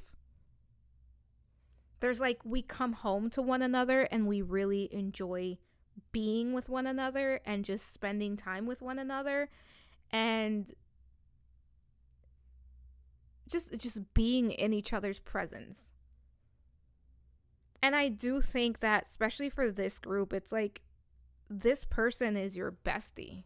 Like, this person becomes your go-to. This person is like a companion on top of a lover. This person is somebody that you count on, somebody that you enjoy talking to, somebody that you enjoy like talking about certain things with. Like, you don't feel lonely in this connection. That's one thing. There's not this feeling of like, I feel alone or I need a friend. It's like, my spouse is my friend. Yes, I have other friends, but my spouse is that go-to person. Let's take a look at, I gotta flip to the other page. There's 2 pages of this reading. Your legacy together. That's right. That's what we're doing now. Your legacy together.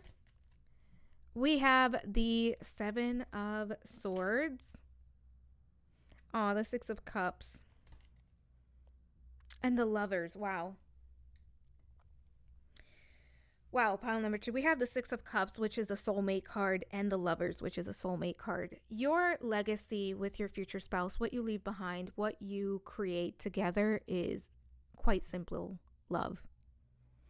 You create love. You create a safe space for one another. You leave behind this, like, when people look at both of you together and when people look at your relationship, you are modeling what a healthy relationship is, and you are modeling what it means to spend time and truly love the other person.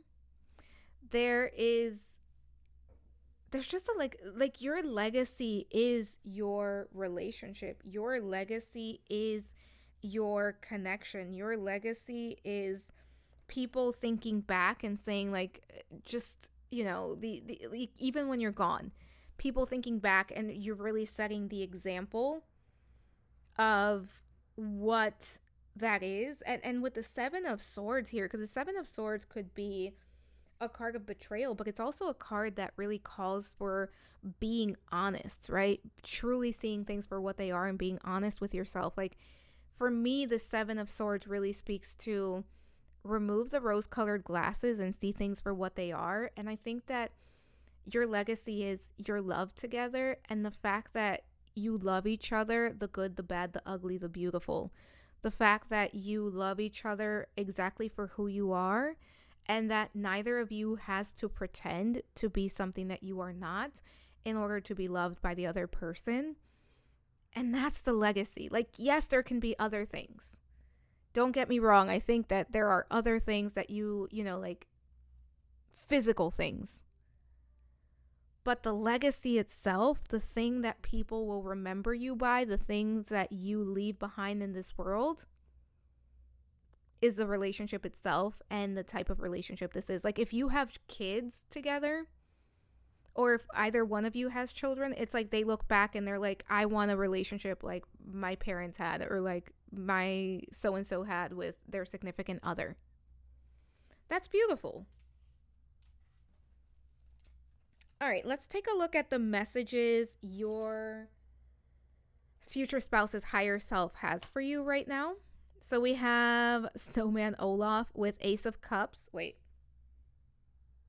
Didn't we? Yes, we had the Ace of Cups. Okay. So it says, a new emotional journey begins with an open heart. Love, joy, and deep connections are flowing your way. Embrace the feelings that fill your cup. Then we have the Four of Swords. Rest and recuperation are necessary for mental well-being. Take a pause to rejuvenate your mind and spirit, and you'll return stronger. With Steadfast Tin Soldier. And then finally, we have, the Death card with Hades, God of the Underworld, with transformation, pile number 2, is inevitable. Embrace the end of one chapter and its beginning of another. From the ashes, you rise anew. Pile number 2. Your future spouse's higher self. I think for some of you right now, you're probably going through a difficult period.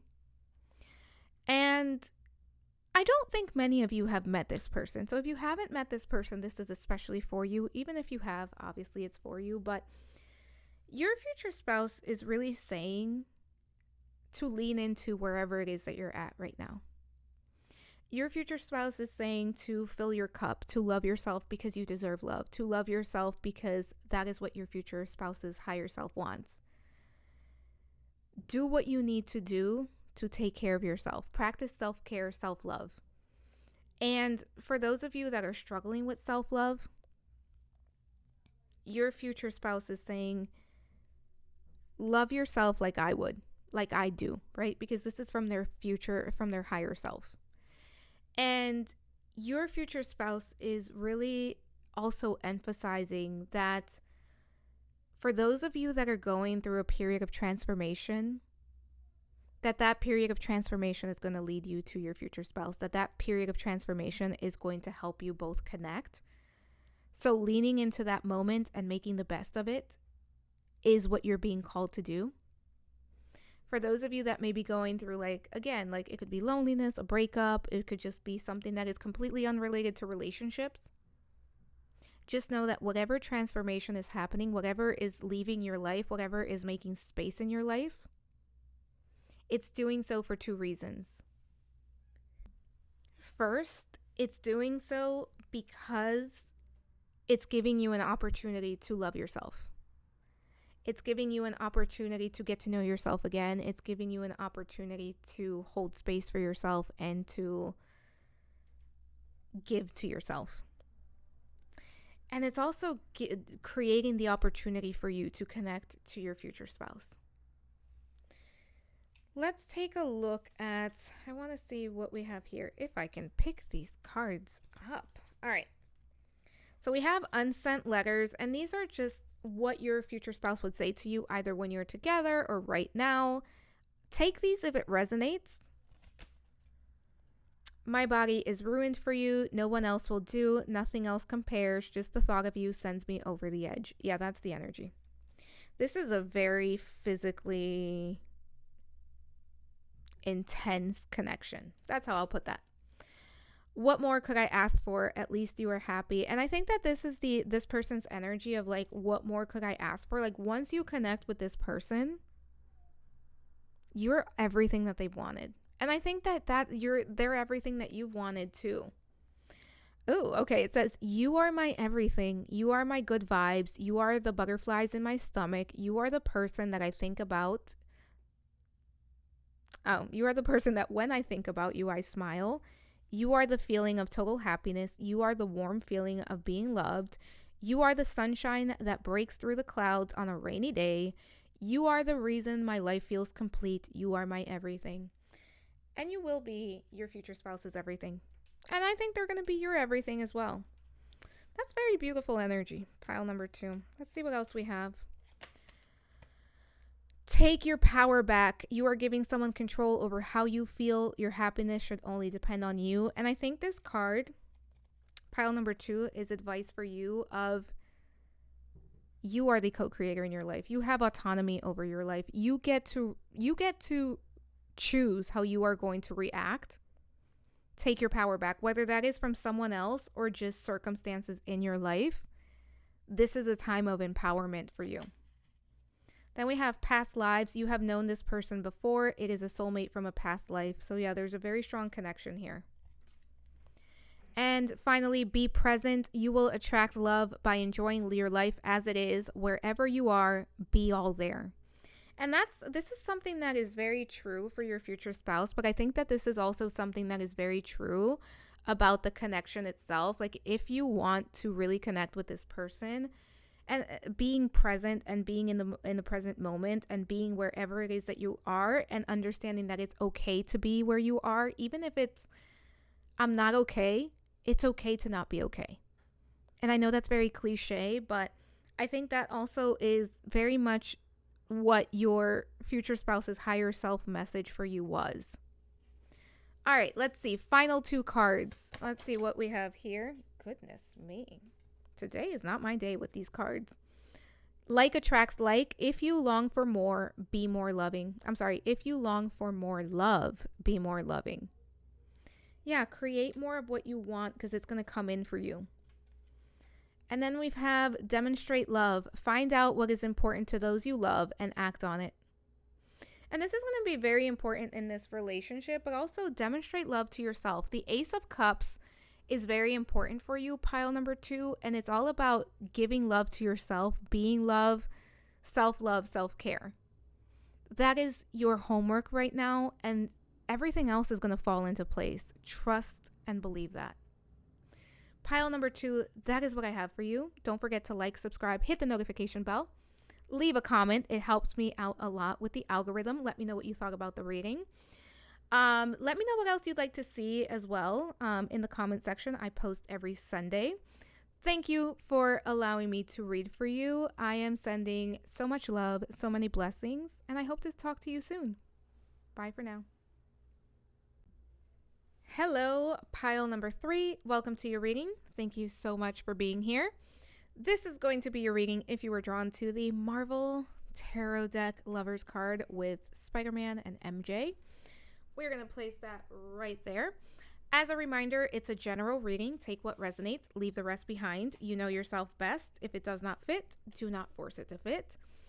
Also, I did do a reading breakdown. I highly suggest you check that out because this is going to be a longer reading. So you want to make sure that this is what you are looking for and what to expect.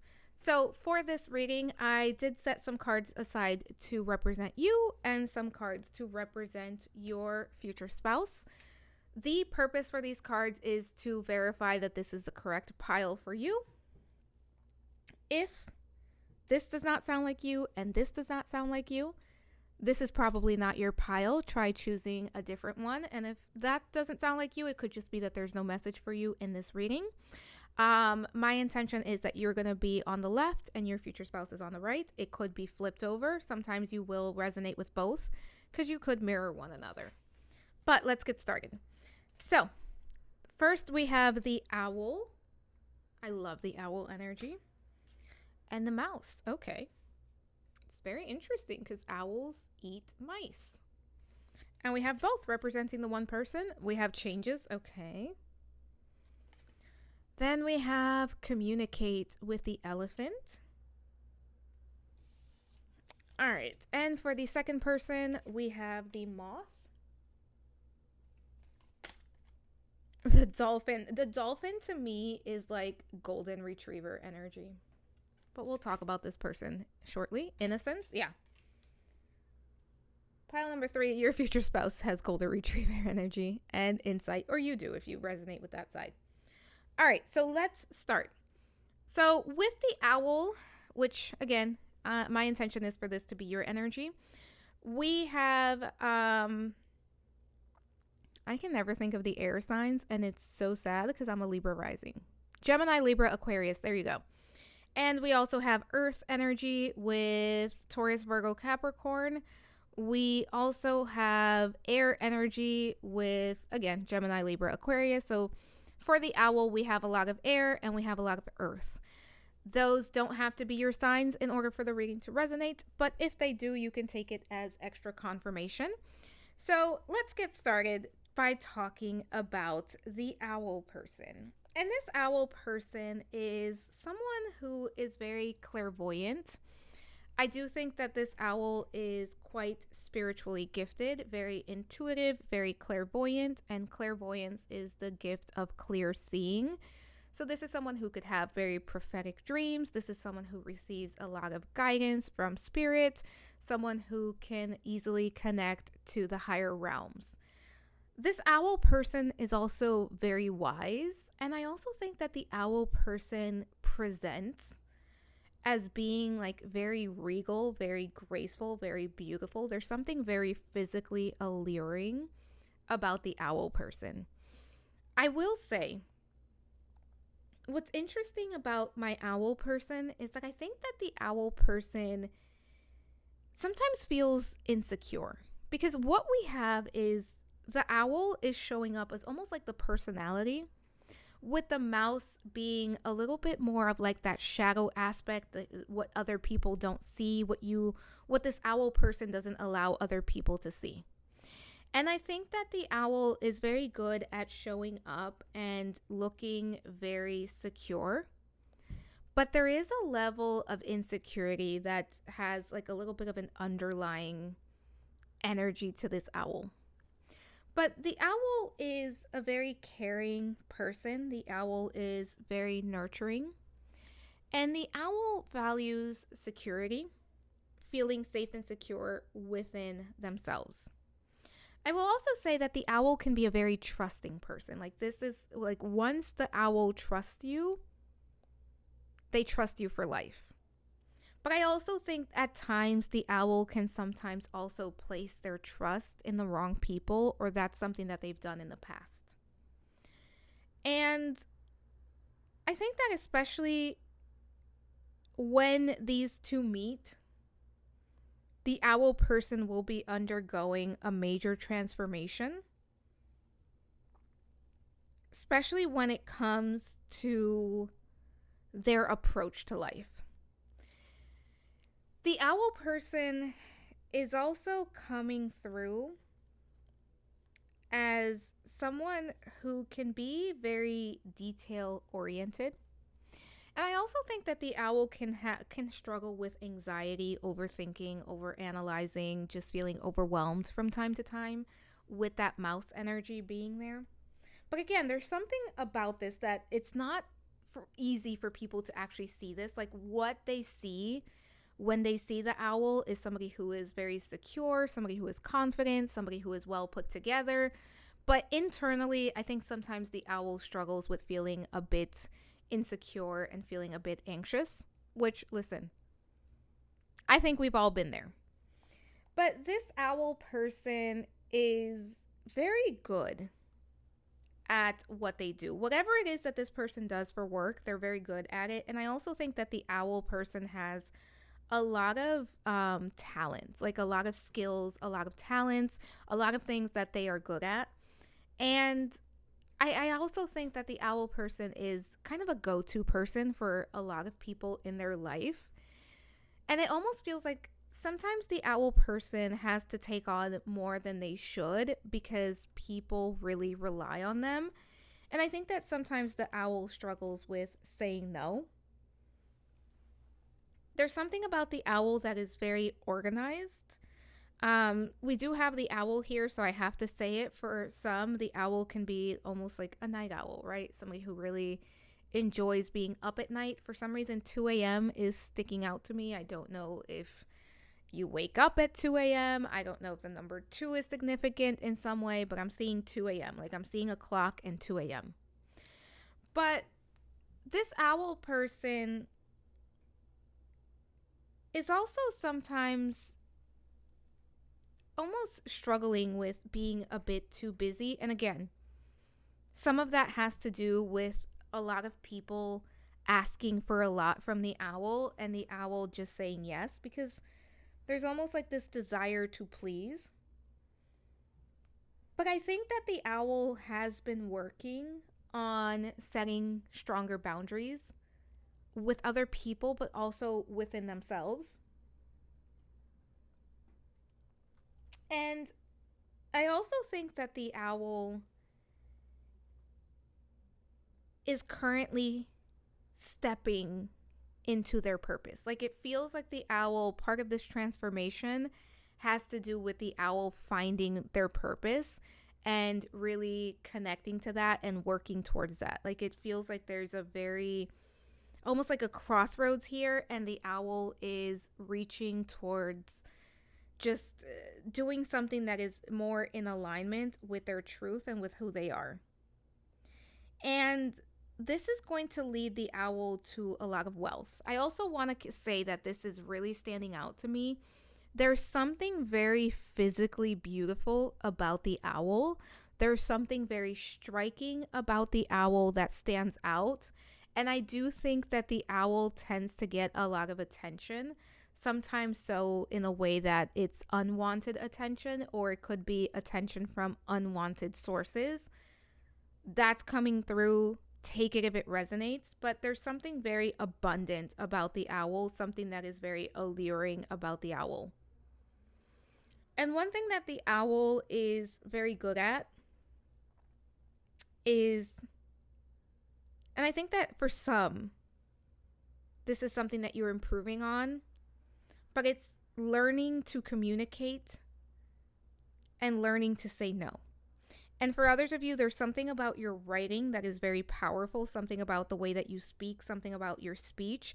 But I would not be surprised if the owl is a writer for many of you, or there's something about you writing something, like you could have very beautiful handwriting. Maybe you want to be an author. Maybe you want to write a book. Maybe you enjoy reading books. There's something here around that.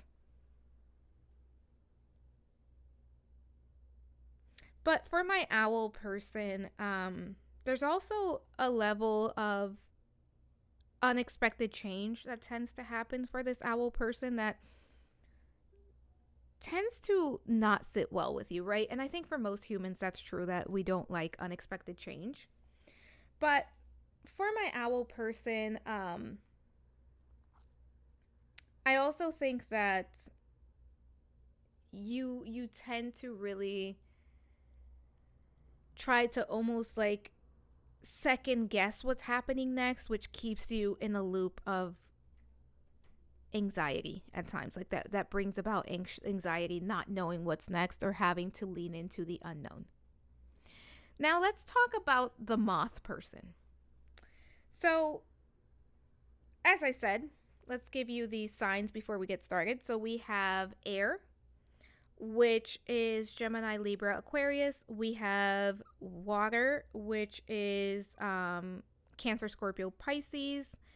And yeah, I would say for the moth person, it's mainly air and water signs here. So as I said, as I was laying out the cards, your future spouse, if you are the owl, or you, if you are the moth, this moth person is giving golden retriever energy. This is somebody who is very funny, very outgoing, very friendly. This could be someone who is quite literally the life of the party. They could really just stand out in a crowd.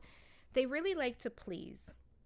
But this is also somebody who can be a bit impulsive at times. And this is someone who is so enthusiastic. And I would say that the moth person is really kind of operating from like the child magical archetype. But this moth person really enjoys having fun, and they really enjoy connecting with other people and learning about other people. This is someone that truly enjoys experiencing life and learning about other people's cultures and just learning about different things. But it really feels like the moth person really truly enjoys just being around others. This isn't somebody who's like, let me learn from a book. This is someone who's more of like, let me learn through lived experience and let me learn by talking to other people. And this moth person can really be almost like a dreamer, right? They have a lot of things that they want to do. They have a lot of things that they want to accomplish. And this moth person has the energy to do it, to the point where I think that sometimes they're a bit too restless. So I will say the owl is almost very introverted and the moth is very extroverted.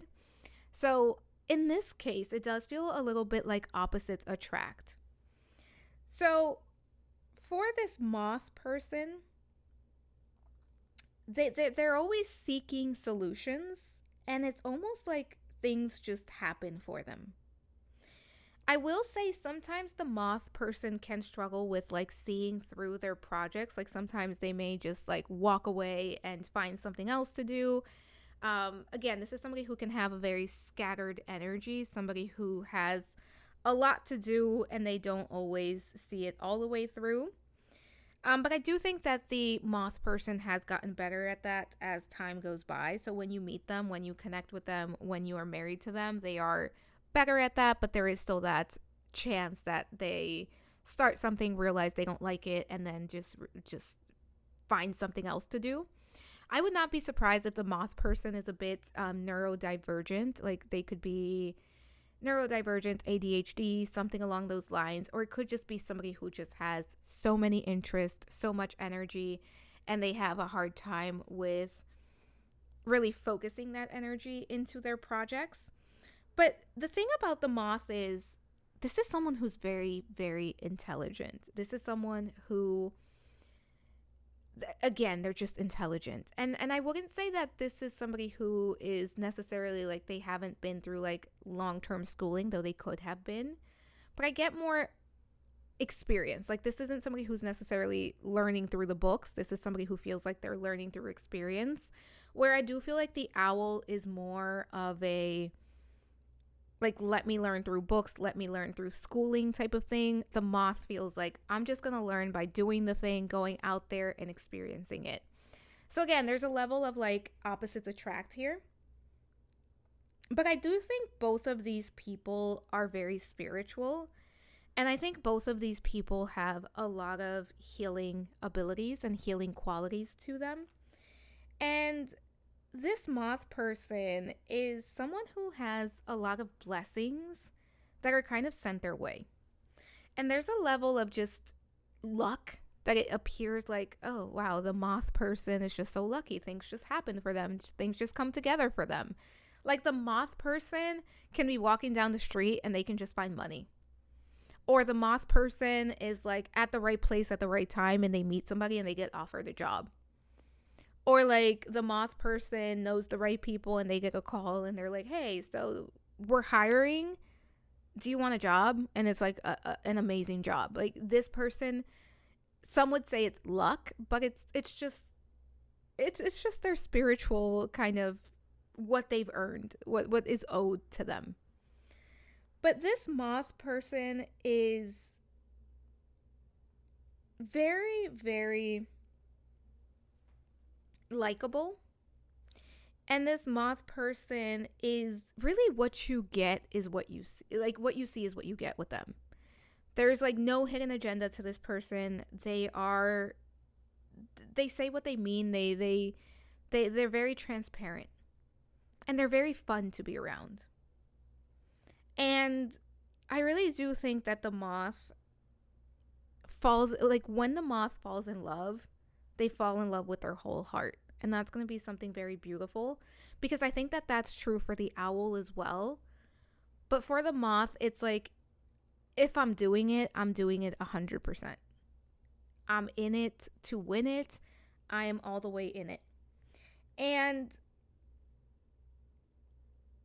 the thing about the moth person is that they really do make a difference wherever they go. Like this is somebody that is easily remembered. This is somebody that is easily recognized. Like this person has a lot of friends. This person has a big circle. This person has, I almost want to say, admirers. And regardless of what they do for work, because I think for this group it could be many different things, they really stand out. And this is the person that is going to just change the course of your day just by being kind and being their true and honest self. And that is such a beautiful thing. And I will also say that the moth person is very observant, and I think that that's something that both of these people share, is their ability to observe and notice certain things. And they have a lot of insights, both of them, but especially the moth person, they're able to gain insights just by being around people for the moth. And the moth person is very good at reading people, and they can kind of really tell what somebody is all about just by talking to them once. And again, this is somebody who has a lot of friends, a lot of connections. And as I was saying, here it's like opposites attract. Because it feels like it's very introverted, extroverted energy, very like careful. This is a very careful energy that the owl has, and this is almost like a carefree energy that the moth has. And I think that both of these people are going to be able to learn from one another. And both of these people are going to, it's like the strengths here are what's needed here, and vice versa. But pile number 3, let's keep going. So we are going to take a look at the first impressions here. So we're going to look at the moth's first impressions of the owl and the owl's first impressions of the moth. So let's get started. So the moth's first impressions of the owls, we have the 8 of Cups and the King of Cups.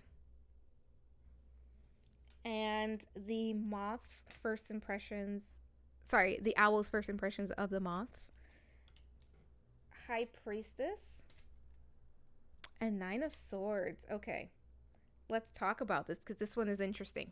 So when the moth first meets, like the first impressions the moth has of the owl is there is a true recognition of how mature and wise the owl is.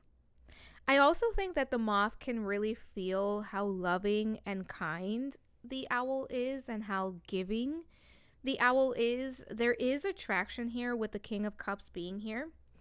And with the 8 of Cups, I almost feel like when the moth meets the owl, there's going to be almost this like, no, this person wouldn't be into me. This person wouldn't like me. This person wouldn't necessarily be open to me. Like there may be a level of like, I don't know if I should approach this person because I don't think they would be open to me.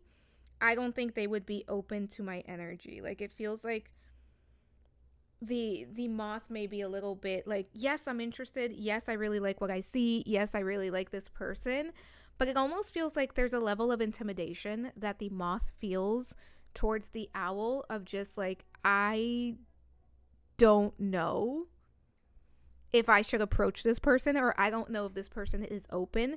And I do think that the owl is way more guarded than the moth, and we've kind of talked about that throughout the reading already.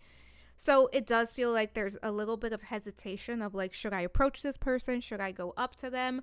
But their first impression is that the owl could be a little perhaps closed off. But it's like the owl is presenting as cool, calm, and collected, and the moth is going to have to figure out if that is something that they want to, like if they want to take a chance, because it's almost like, is this person going to reject me? Is this person going to be open to me talking to them? Is this person open to just me, to connecting with me? Because I think that the moth is used to people that are instantly available to them. Because the thing is that the moth is a very friendly, open individual. And I think it's very easy for people to meet the moth and just completely, because I got the word admiration, right? Like people admire the moth. I think it's almost the usual for people to just look at the moth and completely like be enamored by them. Whereas I don't think the owl is going to kind of be very readable to the moth. And it's going to kind of be like more of wondering energy, more of, I don't know what's happening here. I don't know what this person is feeling. I don't know if I should approach this person. But there is attraction here, obviously. When it comes to the owl's first impression of the moth, let's talk about this because we have the High Priestess and we have the Nine of Swords. I think when these two meet, if I'm honest, I don't necessarily think that the owl is going to be super open to connection, or that the owl is in a place where the owl is necessarily seeking a connection. Like, that's not the intent. At least when it's like the first impression, like that first meeting, that first connecting, it doesn't feel like the owl is super open to it, or at least even searching it out, looking for it. Because with the High Priestess here, there is a level of self-protection that I'm getting, and we also have the Nine of Swords. And I think what's happening here for the owl is that the owl is kind of focused on self. So when the owl meets the moth, it's like, I'm not even really focused on you. I'm focused on other things, if you will. Like, I'm focused on myself. I'm thinking about myself. And there almost is this self-protection that is happening. So I do think the moth is reading the owl quite clearly, of just, maybe this person isn't quite open to me. Maybe this person isn't quite open to just being approached at this point in time. I would not be surprised if these two either meet through like a work event, or like there's definitely a feeling here that it's not something that is planned. It's not something that is like, it's not like, oh, I joined a dating site, or oh, I joined a speed dating event. Like, it just feels like you meet through other circumstances, because it does feel like the owl is a little bit elsewhere. Like the concerns, the mental energy for the owl is absolutely elsewhere when these two meet. So it's like the first impressions. I don't think this is even about the moth itself. I feel like this is the owl being fully present in their own life and being kind of caught up with what's going on in their own life when they meet the moth. And it's like the owl can't see clearly what's happening. So I almost feel like the moth is going to be the one to pursue the owl person. And it's going to take the owl a little bit before they let their guard down. Let's keep going, because I want to see, this is very interesting energy, very different to the other piles so far. All right, so we're going to look at what the moth person loves about the owl and what the owl loves about the moth. And obviously this is once the connection is established. So first we have strength. Yeah. I'm not surprised to see that here, the Five of Cups. And we have the Three of Wands. And then what the owl loves about the moth, we have the Nine of Pentacles, the Ace of Cups, and wow, the Two of Cups. Okay. So I want to make one thing clear. When I'm talking about what you love about each other, I'm not so much looking for the physical, because it's a general reading. So the physical is going to be very different. And I do want to say, for all the piles so far, thankfully, the physical connection is already there. Like, this doesn't feel like, oh, I have to learn how to like my person. It's like, I'm already attracted to them. But especially for this group, I really want to talk about this, because I think this is important. When it comes to what the moth loves about the owl, the moth loves how strong the owl is, because the owl has not had an easy life. And I know that we can say that about just about everybody, because I don't know about you guys, but like, who has had an easy life? But This is especially true for the owl. And I think that for the owl person, there could have even been like a traumatic event that happened where the moth person really recognizes how strong and courageous the owl is. And I also think that the moth person really sees the owl for who they are, and the moth person can see that the owl sometimes struggles with anxiety, and that the owl can sometimes Mercury retrograde, that the owl can sometimes struggle with low self-esteem, and that the owl can struggle to see their own beauty. And what the moth loves about the owl is that the owl still shows up, still does the work, and still is the best version of themselves that they can be, and that they're constantly working to be the best version of themselves. And I also think that the beautiful thing here is that the moth person really truly loves the owl for who they are. And one thing about the owl is that the owl is very sensitive. The owl is not only sensitive to other people's energies, but the owl is very sensitive just to many different things. Like, this feels like a highly sensitive person, like an empath. And the moth really truly loves that about the owl. And the moth really truly loves how the owl is able to express themselves emotionally. And I also think that the moth person truly loves that the owl is constantly looking at the bright side, because I think that no matter what the owl goes through, the owl is the type of person that gets up and keeps going. And that's something that the moth truly, truly loves about the owl and truly admires about the owl. I will also say that the moth truly loves the connection that the two of them share. And I also think that the owl person is going to embrace a lot more of their adventurous side once they connect with this moth person. And there's like a true admiration and true love that the moth has for the owl, and their desire and ability to want to expand and experience things with the moth person. I would not be surprised if like the owl feels a bit more confident around the moth. And I also think that like once this connection starts, like at first the owl may be a little bit shy or a little bit more timid. And like if they're going out together, like the owl is hanging around the moth person. And eventually it's like the owl kind of just goes on their own, and it's like, I can work the room. You do what you got to do. I'll make friends.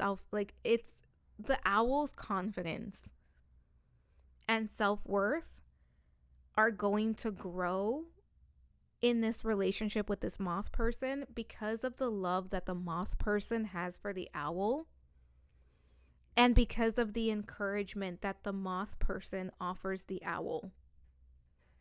And this really is kind of giving the we complete each other, and not in a toxic or like really negatively codependent way, but in a very beautiful way, in a very supportive way and encouraging way. And what the owl is going to love about the moth person is their independence. Like the owl is truly going to love just how independent, how loving, how caring the moth person is, and how just friendly that they are, and how this person is able to carry themselves. And I also think that the owl person is going to learn from the moth how to embrace their own dreams a bit more, because I do think that the owl has a lot of things that they want to accomplish, but sometimes the owl can be a little bit too hard on themselves, especially when it comes to starting something new. I do think the owl can struggle with like perfectionism, procrastination, maybe even comparing themselves to other people. And one thing that the owl loves about the moth is just like that freeing energy that the moth has of like, I don't know how to do it, but I'm just going to try it. And I also think that the owl person is going to love how much the moth loves themselves in a very healthy way. Like there's a level of like this person is modeling what self-love looks like, and it's not egotistical, it's not cocky, it's just self-love. And I think that the owl person is going to learn a lot from the moth as far as what that looks like. And I also just think that the owl person is going to love how the moth loves them, if that makes sense. Like, because the moth person is so supportive and so caring and so encouraging of the owl, that is part of what this owl person is going to love about the moth. And the owl is going to love the relationship that they both share with one another. Like, this is such a beautiful type of connection and a beautiful type of love, because it's very understanding, it's very encouraging, and it's just very stable as well. And this is truly like opposite energies that are attracting and just finding the beauty in the other person without trying to judge, without trying to change the other person. Let's take a look at your future spouse's strengths. So, what are their strengths? Your future spouse, what are their strengths? Death and rebirth. 10 of swords. Wow. Okay. And 3 of cups. So, pile number 3. Your future spouse's strengths really lie in their ability to constantly reinvent themselves. This is someone who doesn't let life bring them down. Like, even when life gives this person lemons, they make lemonade. This is someone who always finds a path forward and someone who isn't going to give up when the going gets tough.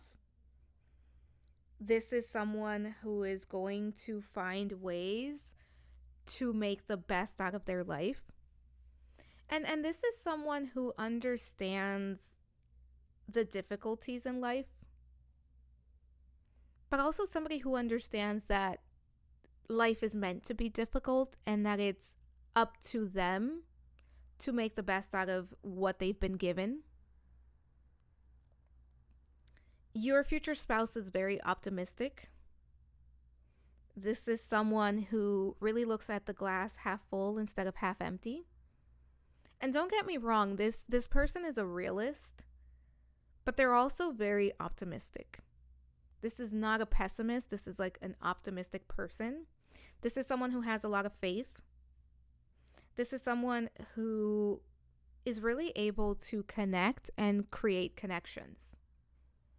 And I think for most of you, you are the owl person and your future spouse is the moth person. And if that's the case, part of their strengths is their ability to truly connect and really create strong connections with others.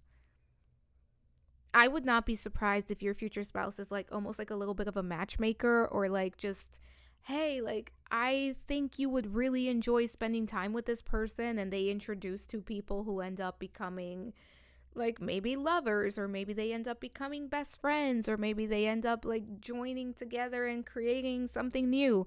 Like, this is somebody who's very good at reading people and getting along with others.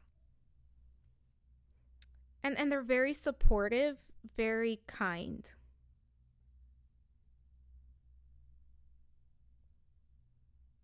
And your future spouse is someone who knows when it's time to let go of something. And this isn't somebody who lingers once the time to move forward comes. Like, this isn't somebody who's going to hold tightly to something that is no longer meant for them. This is somebody who is going to know when it's time to move forward. Let's take a look at their flaws. And when I pulled these cards, my intention is just to give you more information because nobody's perfect. So it's good to see all sides. Let's look at this person's flaws. 6 of Swords. Yeah, I'm not surprised to see this here. And the 9 of Cups. Okay. For most of you, you are the owl and this person is the moth. Because part of their flaws, and we talked about this when I started talking about the moth, where I said that the moth can be a bit impulsive and a bit like, I'm going to take this on and then I'm going to walk away from it. I'm not going to see it all the way through. And a flaw that your person has is that they can be a bit too quick to walk away from something. And I think that that is something that the moth is going to learn from the owl, is how to be more patient and how to see something all the way through. Because I think that at times the moth is so quick to give up on something that they may miss out on something that was very advantageous for them or something that they would have really enjoyed. I also think that part of their flaws is just how scattered they can get, because they have so many ideas, they have so many things that they want to do, they have so many things that they want to experience, that it can be really hard for this person to really ground down and really see it all the way through.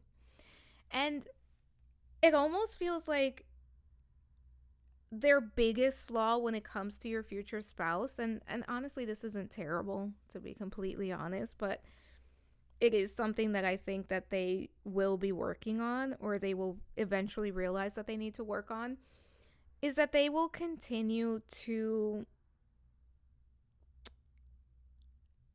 I don't want to say spread themselves too thin, because this isn't like I'm doing 20 things at once, though it could be.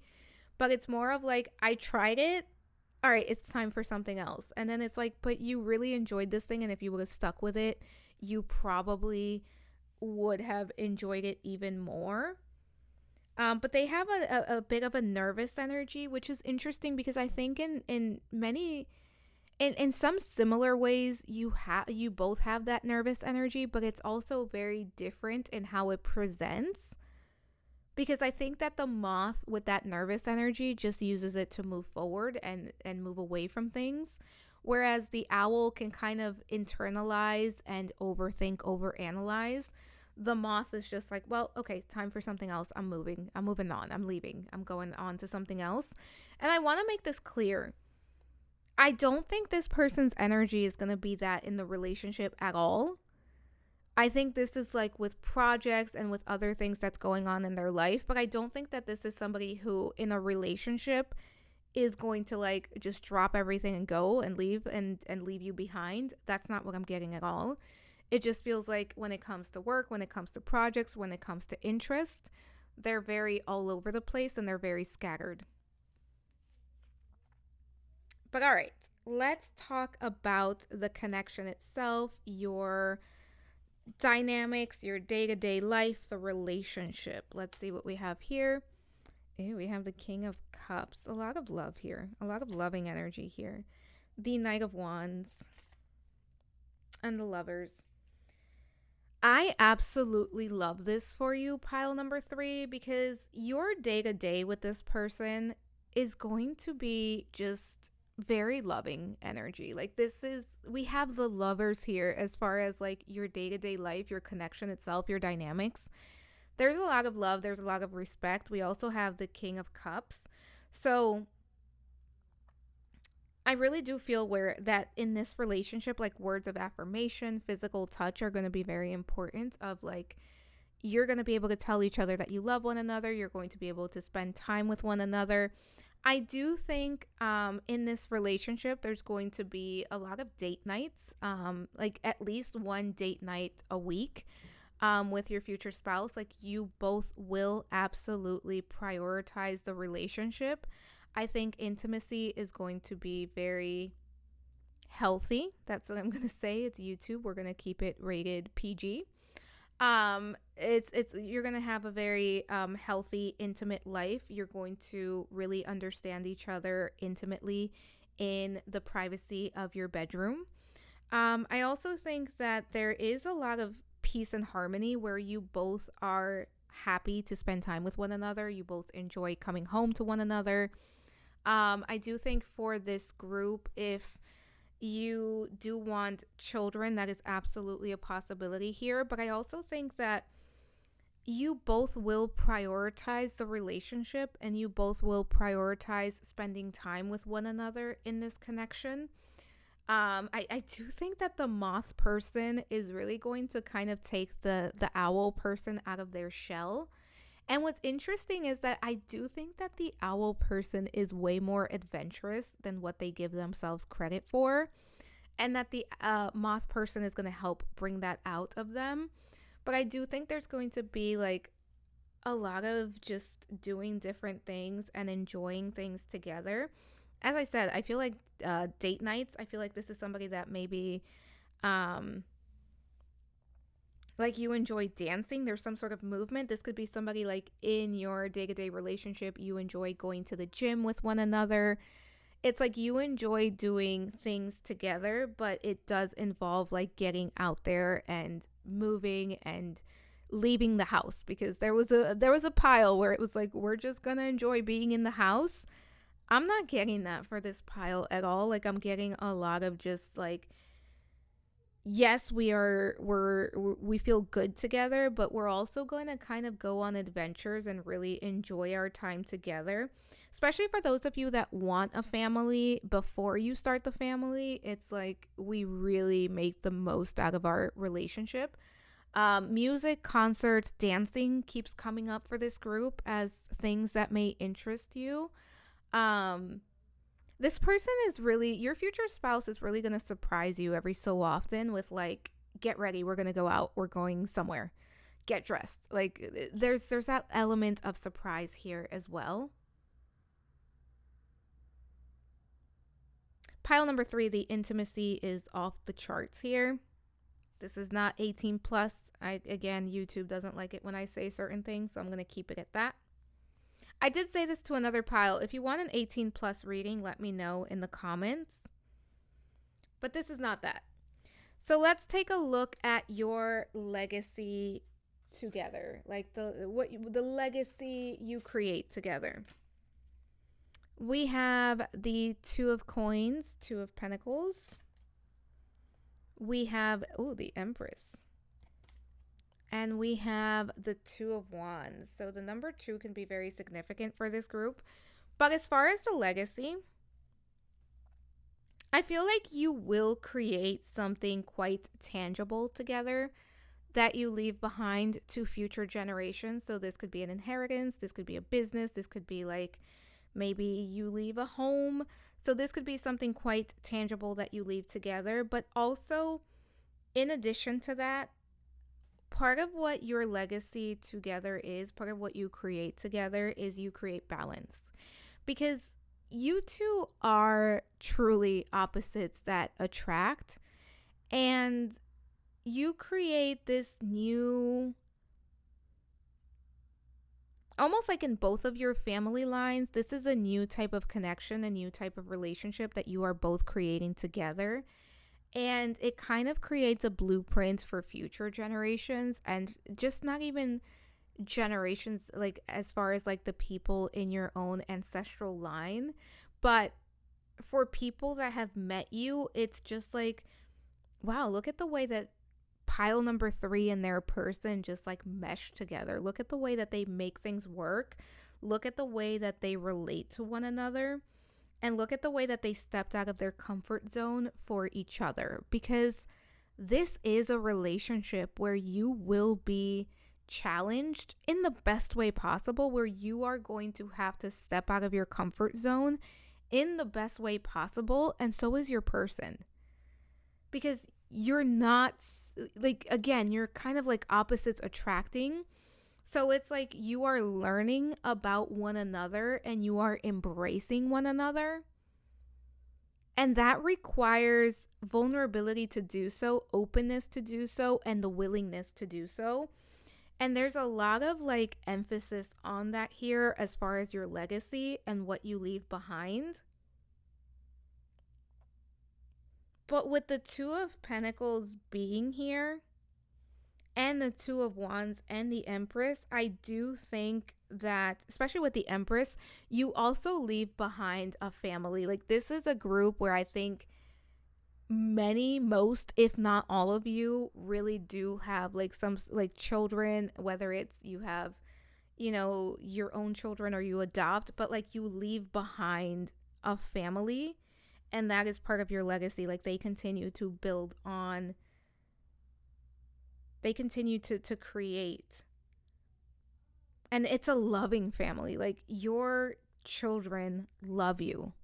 Your children absolutely love you. And if you want, I've been thinking about doing a spirit baby pick a card reading. Let me know if you want me to do that in the comments, because I do think for this group especially, there's a baby, a soul that's meant to come in, that's meant to be born to you and your future spouse. Take that if it resonates, because it's very specific. And I think if that resonates for you, you already know that. Like, you know, there is a spirit baby on the other side waiting for you, waiting to come in for you. For many of you, it's going to be a baby girl.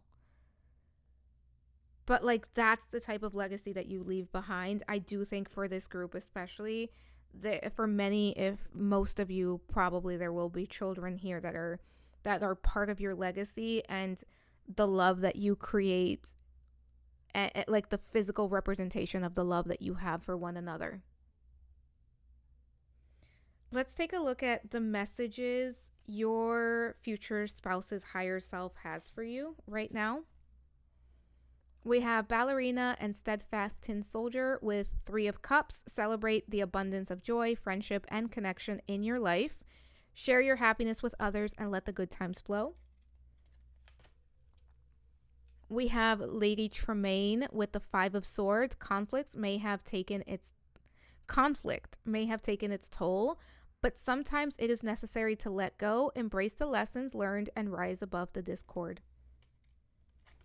And then finally, we have Princess Ariel and Eric with the 4 of wands. Celebrate your achievements and the stability you've built. Your hard work has laid the foundation for happiness, harmony, and love. All right, pile number 3. Your future spouse's higher self is really sending a message here of, first and foremost, we have Lady Tremaine at the center here, and that is with the 5 of swords. So if you're going through a period of just feeling overwhelmed, feeling conflicted, just struggling, and it could very well be because you still don't have your future spouse in your life, or it could be other things.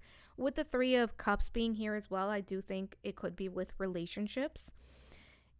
If you're working on setting boundaries in your relationships, pile number 3, this is your future spouse really encouraging you to do so, and to take care of yourself, and to do whatever it is that you need to do to protect yourself. This is also your future spouse saying, really encouraging you to recognize how much you have accomplished and how much you have done, and to really sit wherever it is that you are at and look at where you are with clarity. Look at where you are without allowing your perception to focus on the bad, because I do think for my pile number 3s, you can struggle with like focusing on what it is that you don't like about where you're at, or the negatives. Like, I think that you tend to focus on what you don't have, on what hasn't gone right. But your future spouse's higher self is saying, can you take a look at how much you have done, how much you have grown, and everything that you have accomplished? Can you look at it through the eyes of love? Can you look at yourself through the eyes of love? And also, for those of you that are struggling with loneliness and feeling lonely, this is your future spouse saying, connect to me, connect to my higher self, connect to your higher self, connect to your spirit guides, but also know that there are people that love you, including myself, right? Including your future spouse's higher self. But that you do have the ability to connect with like-minded people, that you are never truly alone, and to lean into the transformation that is happening for you right now. Pile number 3, let's take a look at what the unsent letters are here. And this is something that your future spouse would say to you now or in the future. We'll see what it is, and take these as they resonate. First, we have you're an imprint. What I do remember so vividly is your laughter, truly and deeply, without reserve, shining. And this person is going to feel so connected to you. And I think for most of you, you probably don't know who this is. But if you do, that could be a very direct message. But I think for most of you, this is just their future selves talking to you once you're together, once you meet, the type of strong connection that you're both going to share. And then it says, mortality and you make mortality look beautiful. I find myself wishing I was someone else only to grow old with you. You are a flash of life in the dead zone of my timeline. Wow. This person is really looking forward to meeting you. And we had the Two of Cups here. This is your future spouse, your life partner. This is the person that you grow old with. This is the person that this is your life partner. This is not like, yeah, of course it's a future spouse, but this is like really truly the person that you grow old with. And then it says, I'll choose you in every lifetime, anchor of soul. Yeah, this is a soulmate. For some of you, this could very well be a divine counterpart, a twin flame, but at the very least, it's a soulmate. Let's see what else we have here. Free yourself. You don't need to be in control of everything for a love relationship to be successful. Yeah. Especially if you're the owl. Give yourself a break. Be in the present moment. You don't have to overthink it, overanalyze it. Just be kind to yourself. And I know that's easier said than done. Then we have magnetic connection. There is a very strong pull and intensity that draws you to this person. Yeah, this is going to be like twin flame, divine counterpart, high level soulmate. And this is an opposites attract because the magnets, this is opposites attract. Then we have love your shadow, accept and work with the flaws in yourself so you can learn to accept others as they are. And I think that is what you're working on, pile number 3, especially if you haven't met your person yet.